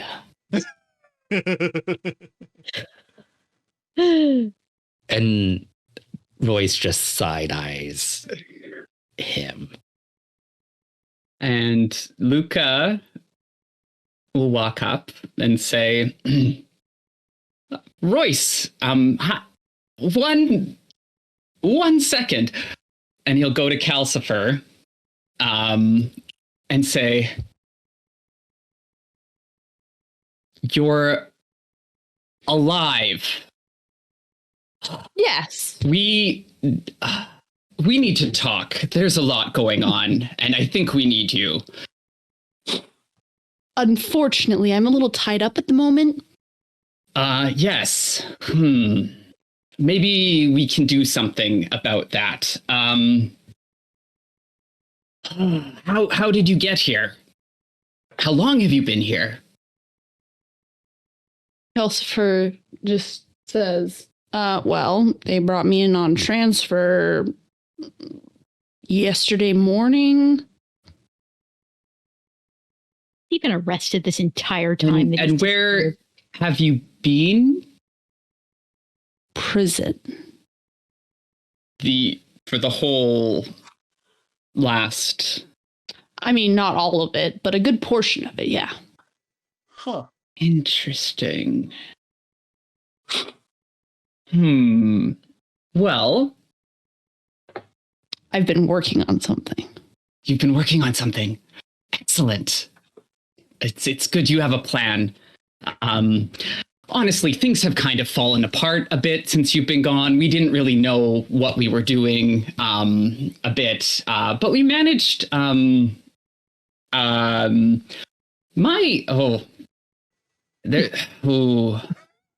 a lot we need to catch you up on. And he kind of glances over at Royce. Who is paying full attention to this conversation and is very like interesting. And Calcifer says, I do know a good majority of it. Ghost has been keeping me updated. Ghost, that little scamp. Of course he knows. Oh boy. One second. And then Luka's gonna go and turn in this small space and go talk to Royce. Royce, old chum. Luka. Good. You know my name. Great. I heard you were having some troubles with your memory. Wait, remind me, where did we leave off when we last saw each other? Well, I expect you could answer that a bit better than I could right now.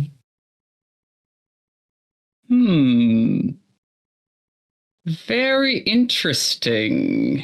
I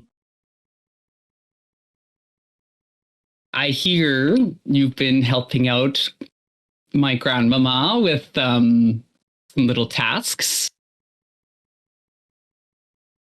Unfortunately, yes. You're very frustrating. You know that? I don't try to be. That's a lot. So this would be...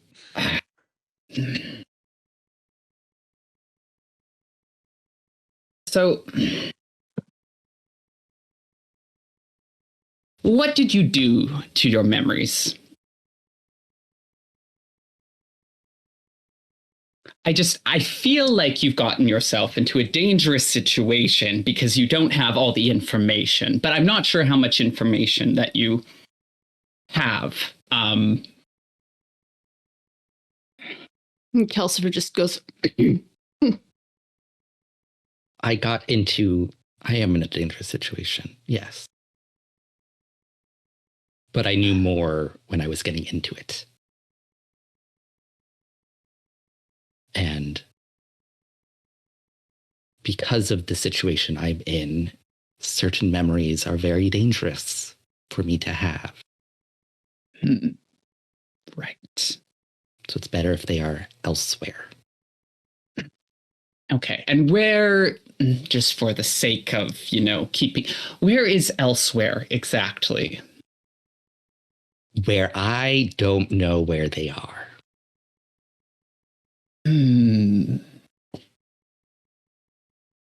So a dog told me to get arrested, and I'm beginning to think, have you noticed any talking dogs? Have I noticed any talking dogs? no, but you did notice a dog. I have noticed some dogs, yes. And presumably Harmony is watching us. Watching one of us, at least.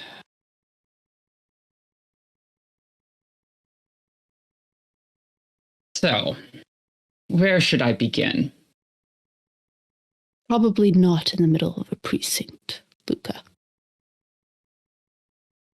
Who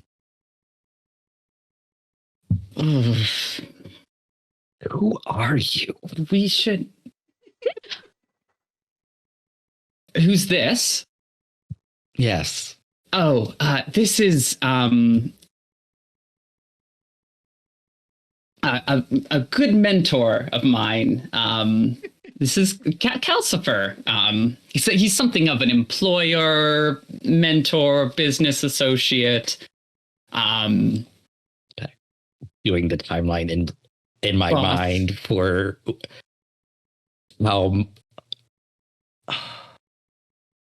Because he stored all of the memories right before meeting the rest of the crew. Yeah. But he was living with Luka for a period of time before that.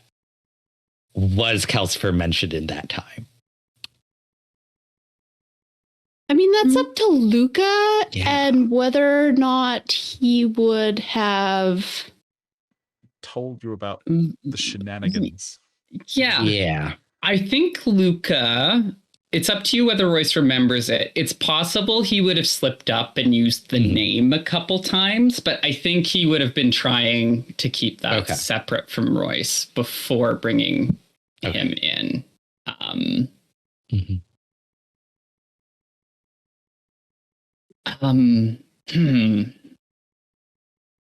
Now, Calcifer. He turns to Calcifer. Do you think I fulfilled what I was meant to fulfill by being arrested at this point? Because I feel like finding you two is the reason why I'm here. But I also don't want to miss anything else. I think you've done well, boy. Good. See, this is why we need you. You're there's been a lot of doubt hanging. Anyway, Royce, are you arrested? No. He's Why waiting don't- for his aunt. Oh, your aunt. How would you feel about going to like grab a drink like around the block? He asks the burn victim with the broken arm. Yeah. A very injured person. As much as I would like to say yes, I feel you know what your grandmother's up to. Association between the two of us would potentially give her leverage I don't care for her to have.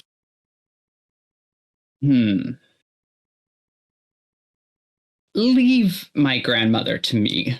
I can handle that. But You are better suited for that than I am.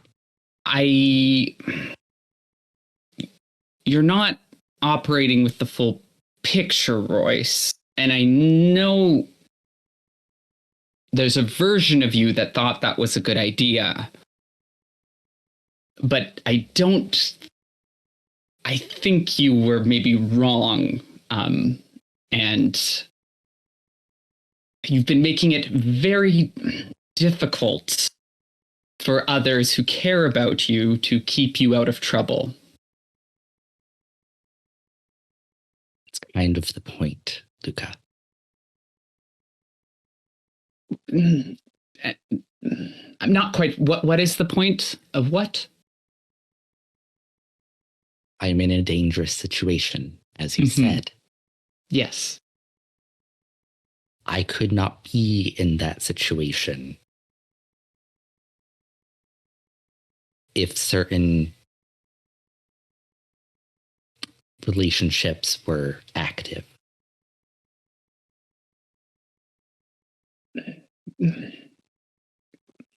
Which relationships are we talking about?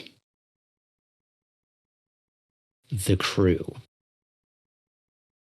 So you do know the crew. Excellent. I Okay, know I was a worried. crew exists.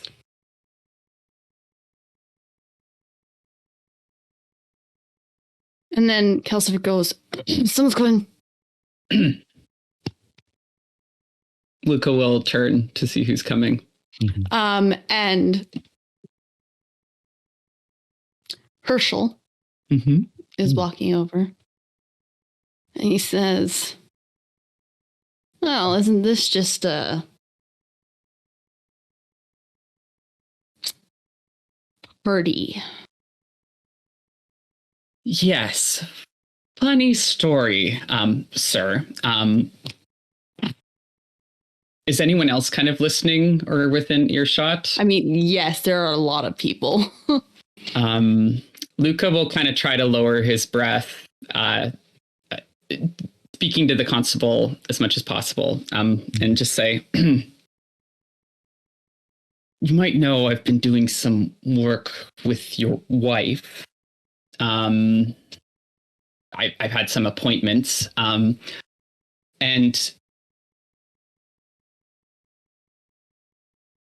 I really need to talk to him.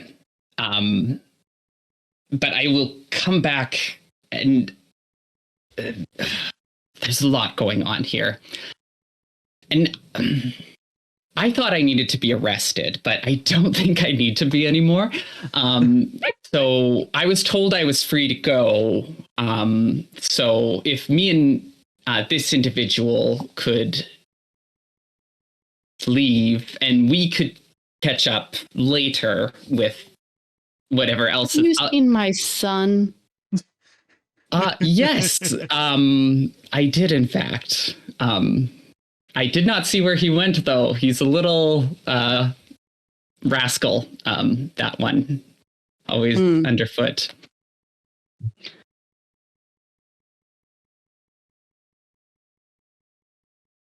Yes. Well, I will have the charges dropped. I Yeah, and I'll give you my address and the address contact information for my lawyers if anything needs to get sorted out. I have all of that, Luka. Mm.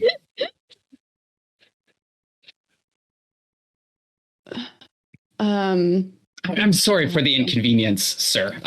Really, it's been a day apparently for everyone. For everyone, yeah. Why don't you head home? Get some rest. Maybe sleep off that concussion. I don't think you're supposed to do that. Once they've determined that you're not gonna like keel over, actually, it's not a bad idea to get some rest. Yeah, I promise I will do that. I do have a spare room at my place, and it seems like this isn't a very comfortable spot for a injured person. I'm sure I could take Master Hadriel back with me. His aunt is here to collect him and take him back to his flat.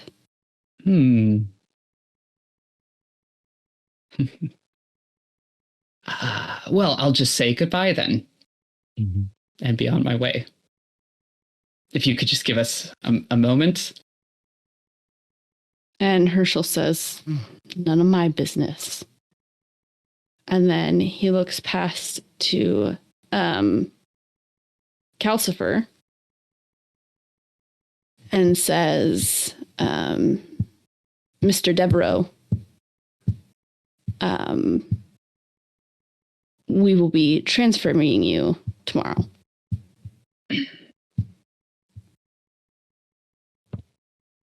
And where are you transferring him? Just out of curiosity. Somewhere with higher security.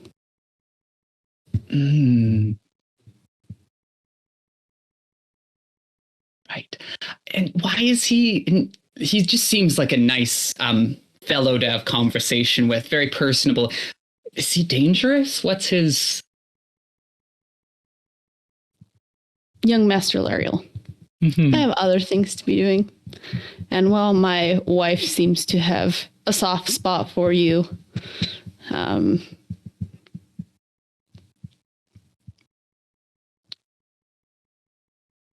I have less of one. Absolutely, good sir. Well, best of luck tracking down your son, and I'll see you around. He'll turn to Royce and he'll say, and Herschel walks off down the hall to where he thinks Chester might have gotten off to. Okay, listen, we need to talk. Where are you staying?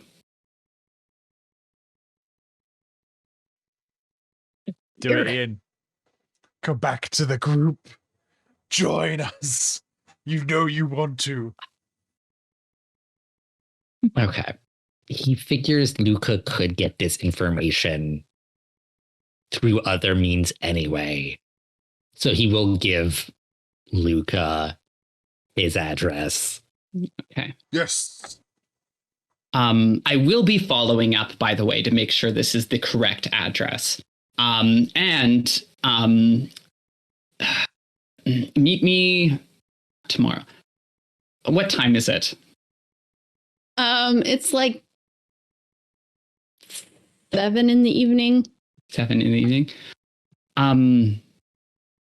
Your aunt's here. But if you would like to stop by my flat right after this, we should catch up. Because there's not a lot of time, apparently.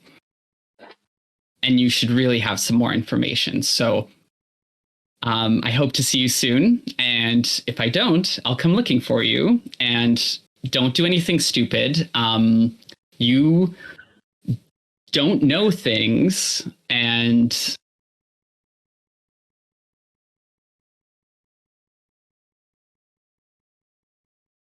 please just tell me you'll come and see me tonight. I don't know if you've noticed, but I am in an incredible amount of pain right now. Tonight's not good for me.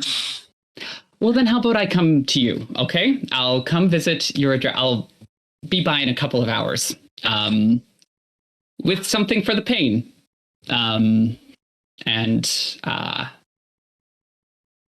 Yes. Very well. Okay. See you soon. Good sir. And don't do anything stupid. Too late. Okay. So Luka's gonna leave then. Okay. And Royce just follows him as he passes out of sight. And Royce's aunt is there with a carriage to pick him up, and she takes Royce back to his flat and makes sure that he gets in safely, and that I'm he surprised they aren't actually holding him in the hospital for a while, but is all. I'm wealthy now. I have people for that. Yeah. People are coming by. Yeah. Also, he wasn't in an actual hospital bed. Like, it was like an impromptu thing at the station. Yeah. So they probably I want think to we're free that talking up. about transferring him to one. But Yeah. burns in particular can be really tricky to treat. Yeah, essentially, instead of transferring him to the hospital, because there are other people there currently, and the Hadriels have money. The family doctor comes to them, you know. Yeah. Yeah. It's so nice having money again. And shortly after,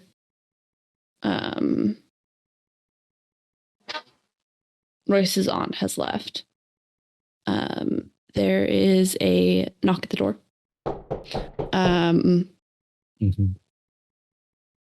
And then a voice calls, "Hey, Royce!" And like another bang, "Royce, open up." I'm assuming this is who I think it is. I hope so. Yeah. What do you want, Seth? Dun, dun, dun. I brought you soup. I heard you were in an accident. It's actually kind of sweet. No. Can I just open the door myself? Like, can you walk even? The door is definitely locked. Royce knows who lives in the building.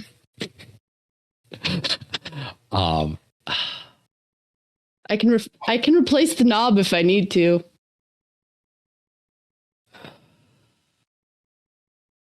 I'm coming. And he'll hobble over to the door, open it, take the soup, and close it. It just goes. Yeah. Like, Royce is not nice. Like, he's trying so hard. Yes. He's trying so hard. Soup. but he was dating the woman who shot Luka. Like, But now she's a sewer I don't know person, that. so I just it's know I okay. really don't like this guy for some reason. Well, enjoy that. The dumplings are really good. Thank you. Do you need anything else?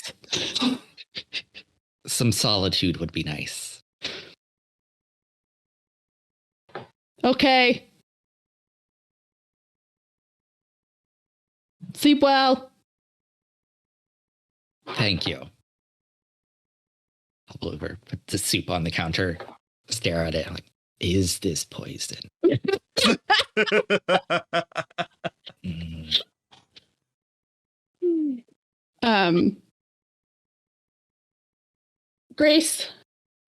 Marelyn going for the evening?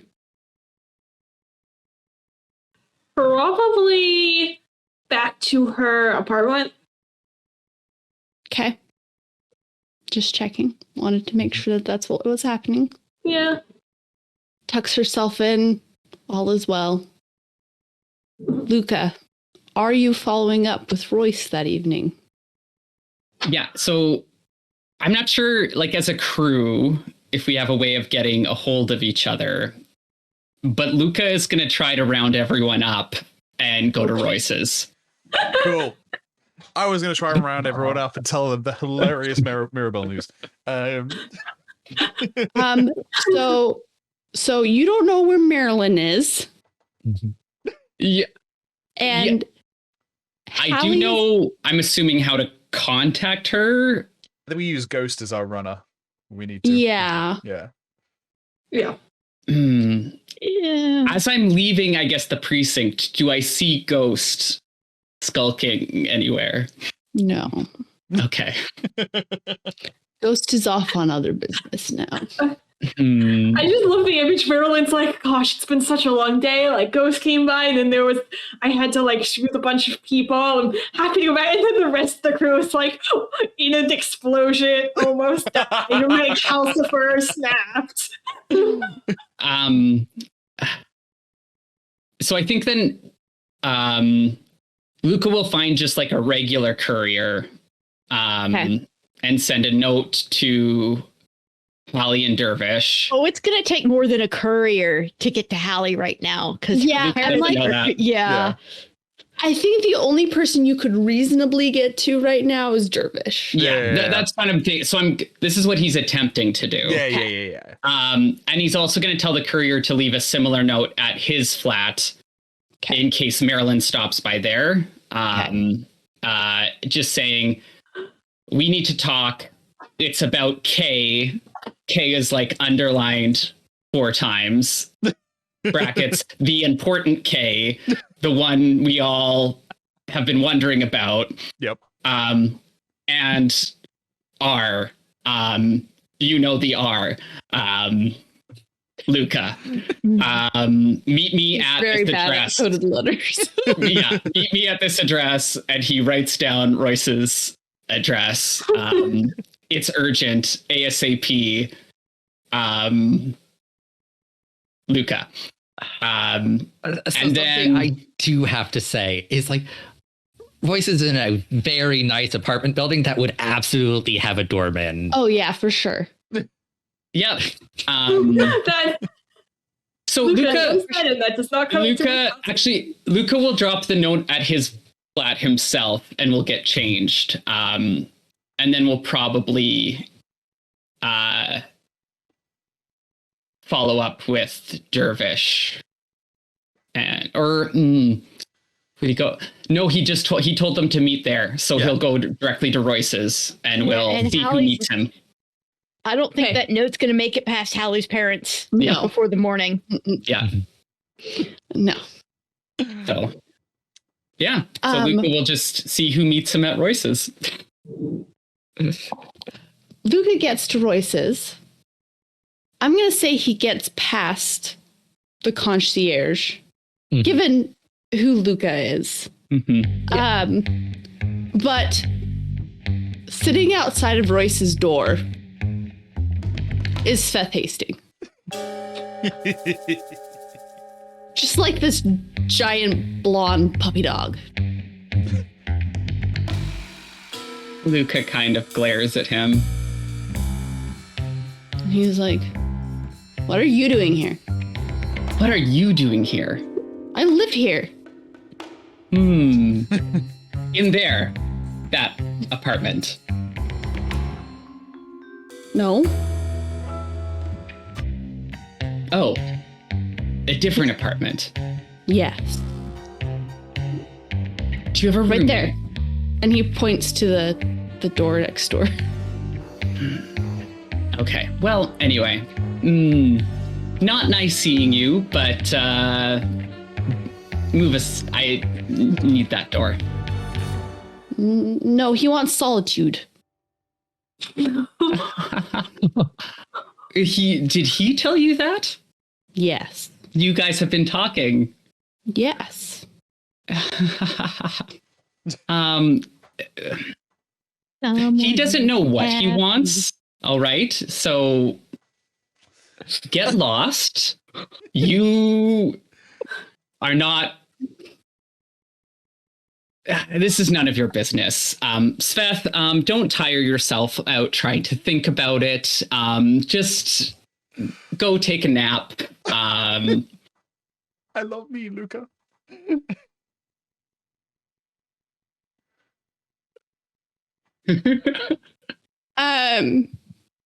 Shuravf just no. Listen. I'm a nice person. Some of my associates are coming and they are less nice. I just surprisingly escaped a fire and had my leg injured, which is, you know, if I had a clip for every time something similar happened, I'd have 2 clips, but at least I wasn't just used for strange experiments. You were in the same fire as Royce? Yeah, yes, I was.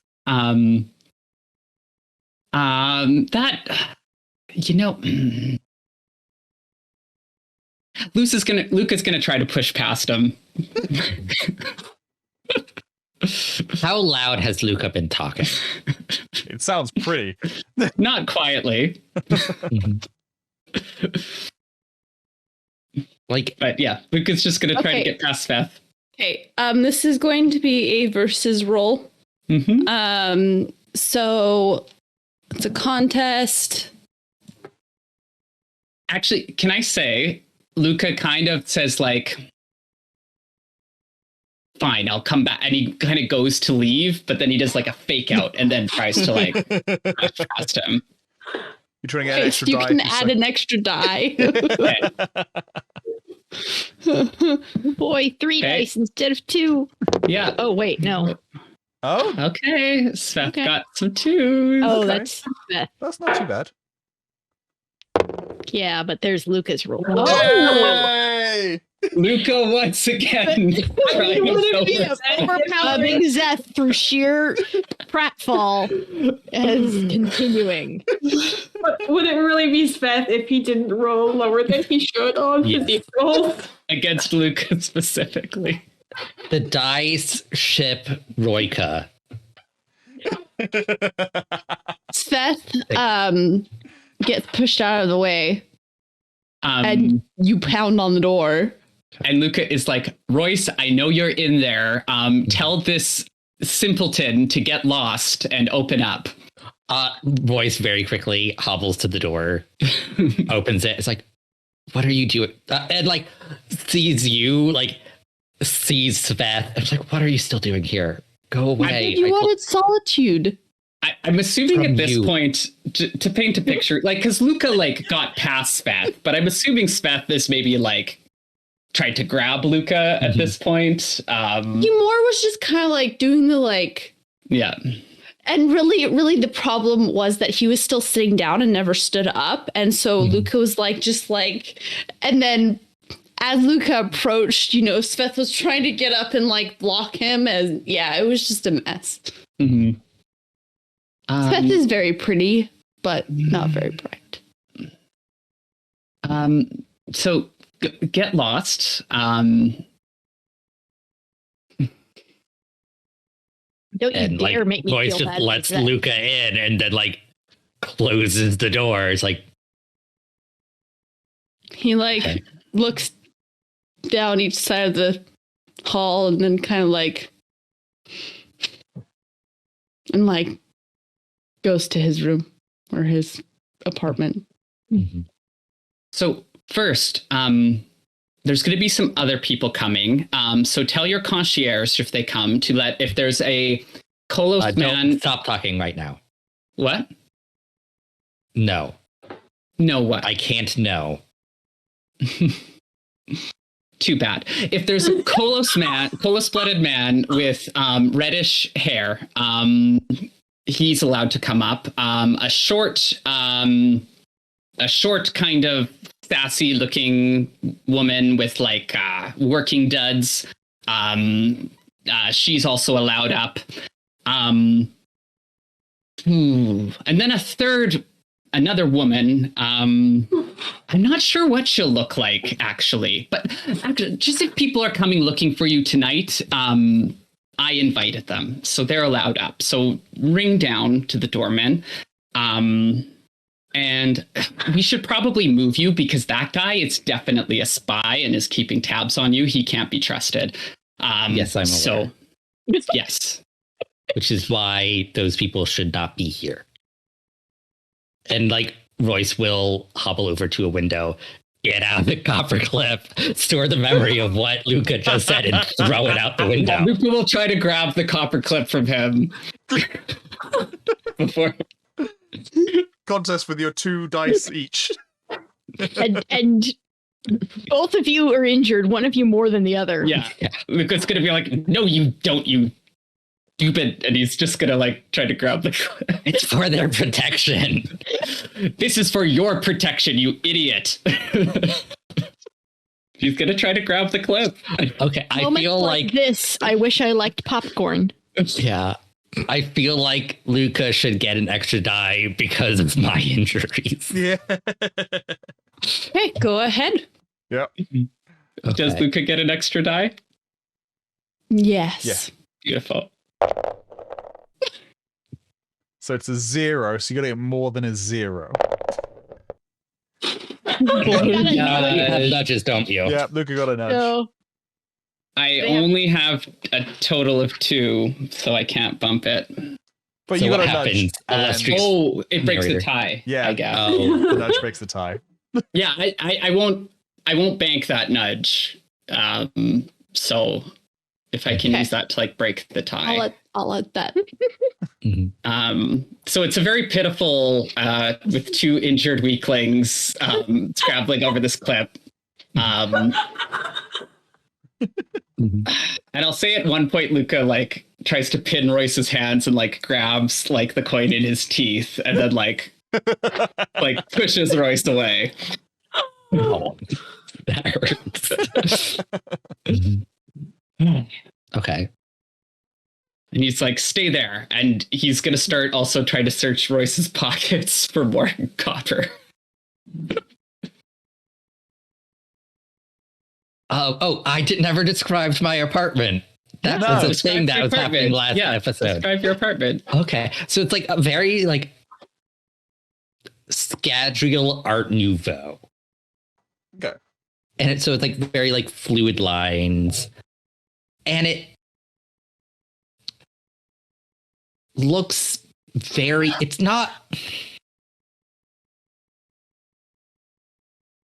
obvious that somebody lives there, but it's very clean. Like it's lived in, but it's not lived in. It looks like an Airbnb. Yes. Yeah. But But there is a lot of copper lying around.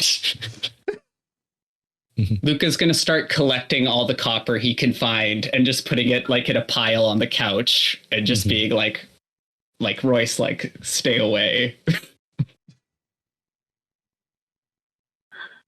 So Dervish, Yes. a courier gets to you Yep. I've just finished bathing. and delivers a note. And it says something about K and something about R and from Luka. Yep. Dervish It is gives me an definitely the address. least likely to know what this means. I'm K. I'm like Krampus. Damn, you found Krampus.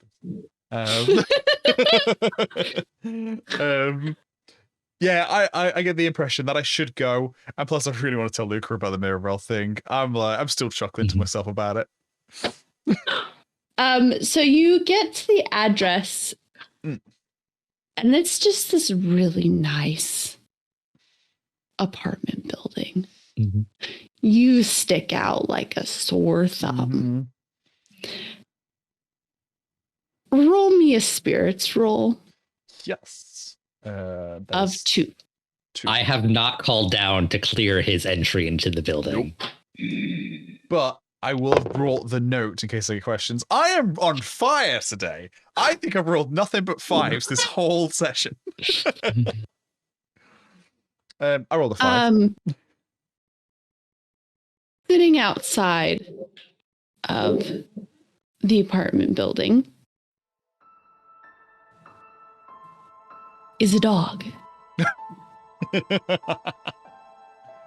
Have I met the dog in dog form before? No. No, I've not. I wasn't even there at the. Oh, is it this? Is it the Alyx? Is it Luca's parents' dog, or is it different? No. Okay. This is a different dog. Okay. I'm gonna walk past as I walk past it. I'm gonna like stick my finger at it, and I'm just gonna like give it the stink eye as I'm walking past it. I'm just like. And then it yips. Nope. Okay. What do you And want? jumps. And it says, "This is a very poor idea." What? Going to see?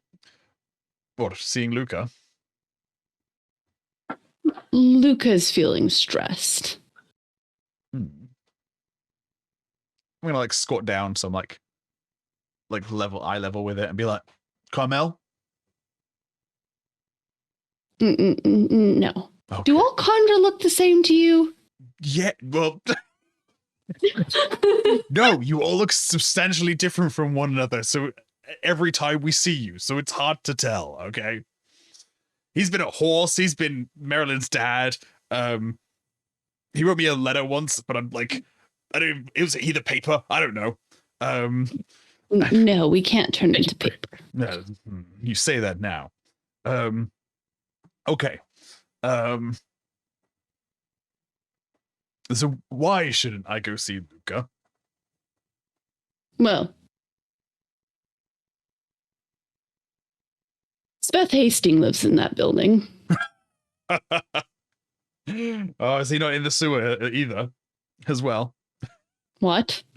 Don't worry about it. It's the whole thing. Okay. Wait, so Luca's seeing Svet? Because No. No, Dervish hasn't figured out what the letters mean. he's like K and R. He's like, I'm headcanoning it that because I thought Calcifer was spelled with a C for so long. I'm headcanoning that Dervish also thinks that Calcifer is spelled with a C. I also think Calcifer is spelled with a C, so I thought it was too. Spelled with a K. yeah. Okay. And he says, no. Royce also lives up there. That'll be who the R is then. Okay. Fine, I won't go in. I'm not sure I'd be let in place. I was hoping Luca's signature would like let me in, but that wasn't likely. What if I just waited outside? Yes, that won't look suspicious at all. The more sarcasm this Condra uses, the more certain I am it's 10 soon, because he is like a master of sarcasm. I am like very, very close to telling him to shove it. And then out of a arm pocket plops a copper clip that's been sealed in wax. Ooh. Interesting. Okay.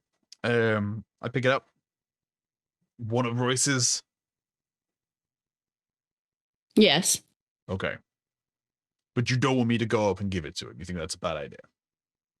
I think it's a bad idea for you all to be prancing about out in the open with each other. Okay. That's fair enough. Okay.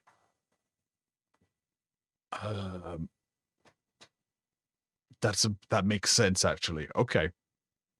I'll head back. and I will have us meet at our arranged meeting place rather than in some fancy apartment where someone's definitely going to be like, hey, did you see that red-headed Kolos-blooded dude turn up the other night? So, thank you for this. And I didn't catch your name, by the way. It's unimportant. That's a terrible name. Okay, I'm gonna walk off then, and then I leave. Very well. And back up in the apartment. How's that go for you two? Royce is in a lot of pain right now. Luka's assembled a pile of copper things that he is keeping out of Royce's reach. And he said, so now you can call down about the guests who are arriving. Who apparently neither will be arriving, but you don't know that. None of them will be arriving. You might be nice. Luka knows Royce well enough that his primary metal mines are rings. Mm-hmm.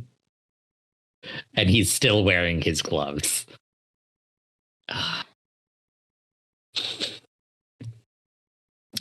Could I make a wits roll to try to remember that maybe? Yeah. Just because Luka's got a lot going on, I'm not sure he would Sure. remember it automatically. You can probably set it low, so a 1 or a 2. Okay. Yeah. I'll do a 1. Just he's there's a lot on Luka's mind right now. A 3. Nice. There you So go. Luka's eyes will fix on the gloves and be like, take those off. And Royce will just look down at the one arm, bandage that's one arm that's broken. And I'm just like, I don't think I'll be doing that. Well, then hold still. I'll do it for you. And he goes to take Royce's free hand first. And he holds out his hand for it's better this way. It really isn't.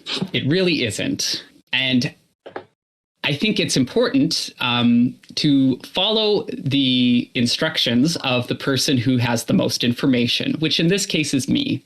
So, Unfortunately. In this case, it would be the me that got me into this situation. you don't know that. You don't know what the you who got you into this situation knows or did not know. So this is me telling you that I know more than him as well. So listen, the you who did this, who got you into this situation, has you working with my grandmother, which I think we can all agree was a bad idea and is a bad thing. So the fact that you're here should indicate that old you is probably not to be trusted. I feel like at this point, you should have a contest between the two of you of a charm versus a wits. Beautiful. And Luka would like to add his endearing to this role. Specifically, How is Luka being endearing? I think Luka is being Luka, which Royce finds endearing. Yes, I support that. Luka, by his very nature, is endearing to Royce. Exactly.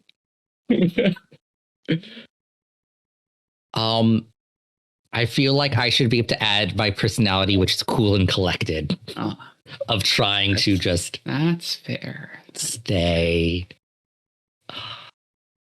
But my tragedy is forgetting the crew.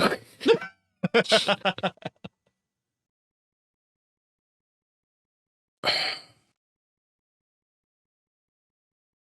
think you get a dice for overcoming your tragedy, not leaning into it. Yeah. Okay. This kind of tangentially relates to my destiny, because I am trying to get information that would help with those things.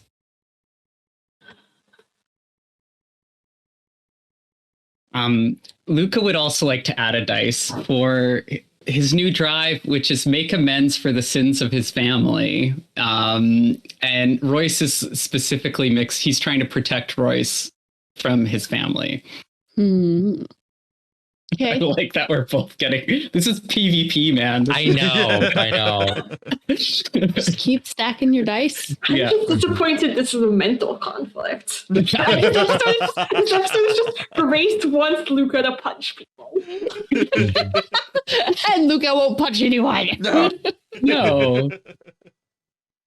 Okay. I just think Royce needs, a friendly punch in the face to help him realize he's being an idiot. He was just exploded. Like, he has a broken arm and burns all over his body. But no, just remember, the only person that Luka can effectively punch is Zeth. Yeah. Apparently. Look, I'm here for this new Himbo's Veth arc. Yeah. Beth has always been a himbo. Yeah. You're gonna make me fall in love with him. Don't you dare. I want to hate him. You're allowed to hate him. I don't know that Zeth is nice enough to be a himbo. Yeah, he doesn't. He doesn't have the pure of heart part of the quadrant. Yeah. You don't know what his drives are. That's true. You don't know him well enough. Maybe he's just dumb enough he's been talked into things. I don't know. Mm-hmm. Okay. He's like Kronk. So if Luka can add something for endearing and for his drive, that's 7 dice.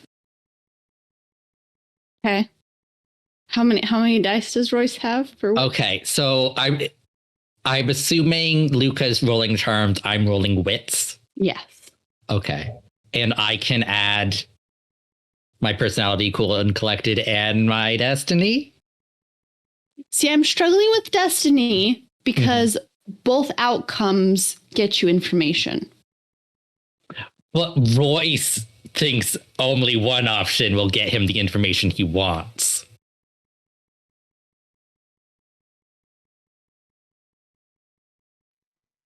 I'm going to say no. I'm going to say that your destiny Tell him no.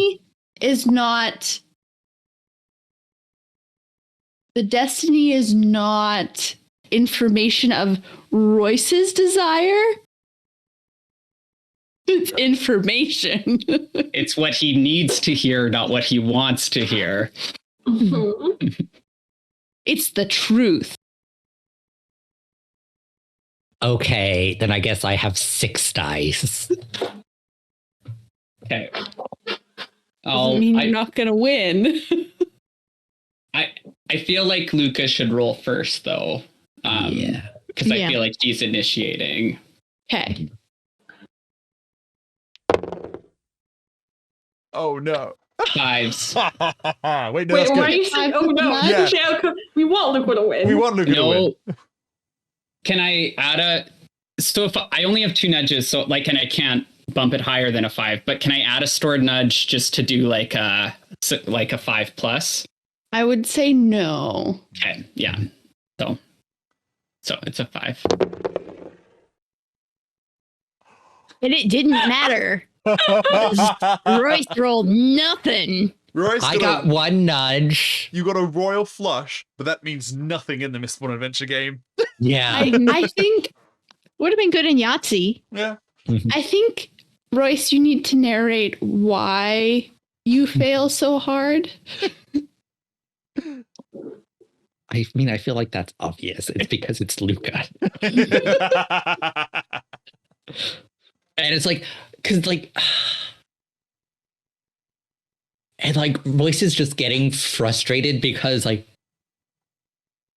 he has feelings for Luka, but he doesn't remember that he has feelings for Luka, but that doesn't change the fact that he has feelings for Luka. And it's just like, why can I not argue against him effectively? What is going on? And he's just very flustered. So I'm going to say that Luka manages to pry your rings away. Yeah. And if Royce... So that means that he's like very close to you too. Like that proximity thing is probably getting you a little flustered. Like it's like, okay. Well, I was going to say like Luka, like if Royce does offer his hand, will like not take it like too forcefully and like has Royce's hand and like peels the glove off, and then one at a time takes the rings, and then gently with the broken hand also takes the glove off, takes the ring. So there's a lot of like little hand touching that maybe has Royce feeling away. And he'll say, "This is for your protection, I hope you know." It's still, and I appreciate that, but I still think it's very dangerous for certain people to be seen in this building. You know who my neighbor is. Who he Yes, works I guess for. we'll have to deal with him. Do you think if I have a carriage, do you think you can travel? I like Like- how at this point, like, Royce is just being gently kidnapped. Yeah. It's like, and like you kind of see on his face, like, one, he doesn't want to do this for the reasons he stated, but also he doesn't want to do this because he's in an incredible amount of pain and just wants to sleep right now. And you're abducting him. Yes. I'm like, what?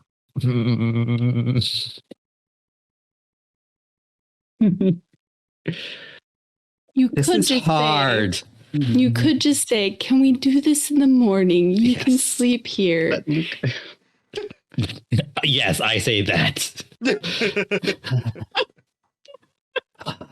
And you can give Alyx just like joy of like they're sleeping in the same room. I mean, there's a guest bedroom. Luca's going to say, tomorrow might be too late, unfortunately. Tell you what, let's handle the guy next door. You wait here.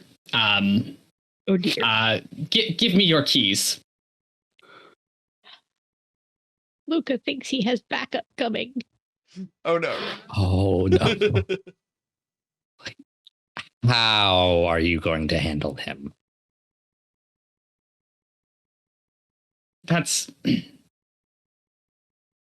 I'm just going to deal with him, okay? I'm more competent than you might think, and Oh, I think you you're very can competent just trust... Yes. within your areas of expertise. Listen, Royce. We need to talk, but I also need to talk to these other people tonight.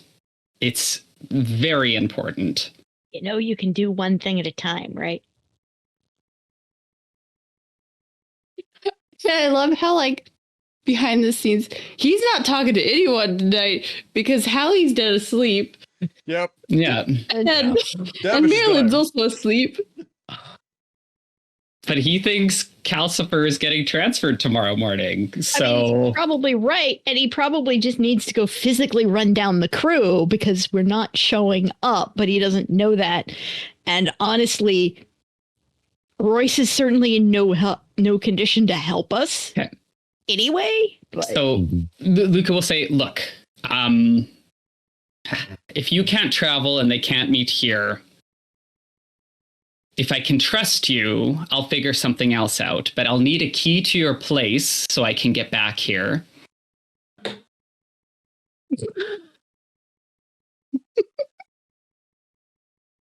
Grace will go over to like the little cabinet next to the door and a spare key. Hand it to Luca. Thank you. I'm looking around the apartment. Is there anything that's like wood? Yeah, Okay. there are natural elements. Luca's going to be like, stay there. He is going to grab the sharpest, smallest kitchen knife he can find, and is going to carve into the nearest wooden thing. Trust Luca, he's right about everything. past Royce is a big dummy.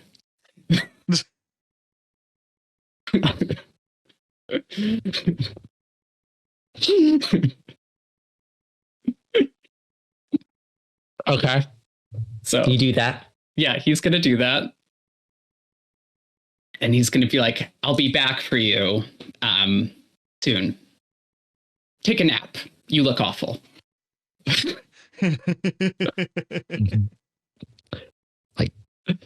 And like as like the door shuts behind him, it's like, why can't I say no to him?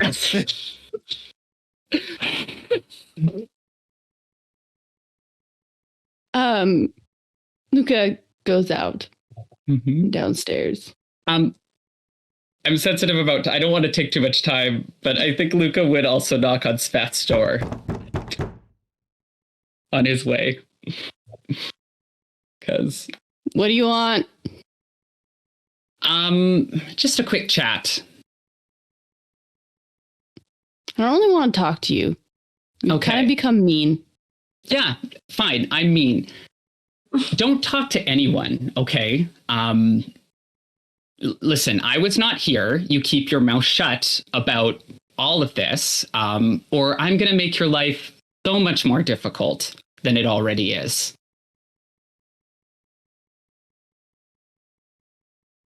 Sveth opens the door. And he looks at Luka. And he says, you know you're lucky, right? Well, I don't always feel lucky. I'm in your company right now, after all. But, Yeah, you know, but you have metals that you can burn easily. And access to them. So stop threatening me and leave me alone. as And he long shuts as the door again. don't like that.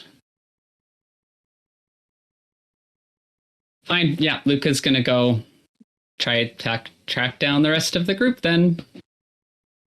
He'll start. I feel like he still associates Dervish as like the meeting point from the Brass Ladle days. So I do think he would try to find. So I think that's a good spot. I think that's a Yeah, good spot. the group's about to like meet up, hypothetically. Oh my gosh. So, thank you everyone for watching season 2, episode 2, session 15, I think we agreed on, of Diceborn. Don't forget about this week's giveaway. The winner will be picked next week and then announced in next episode. Another thank you to Natasha for running this game for us. And you can find the rest of us at 70shot.com for all your news, theories, discussion, and fun. You can find us on Discord, Facebook, Twitter, SoundCloud, YouTube. And if you like our stuff, you can support us on Patreon, where we sometimes give out Patreon exclusive things. So go check it out and you might find some fun stuff. So stay tuned for more. Keep those dice rolling. Bye. Bye. Thanks for watching Diceborn. This show is a production of the 17th Shard and uses the Mistborn Adventure Game system developed by CraftyGames. Diceborn features cast performances by Ben as Dervish, Rosemary as Hallie de Passel, Matt as Luka Arrested, Grace as Marelyn Dramali, Ian as Royce Hadriel, and Natasha, your Lord Roller, as everyone and everything else. Background art and overlays were designed by Connor Chamberlain, with character portraits illustrated by Shuravf. The Mistborn Dice Roller was programmed by Marvin. Finally, editing, post-production, and sound design by Alyx. Thank you for joining us, and we'll see you in the next one.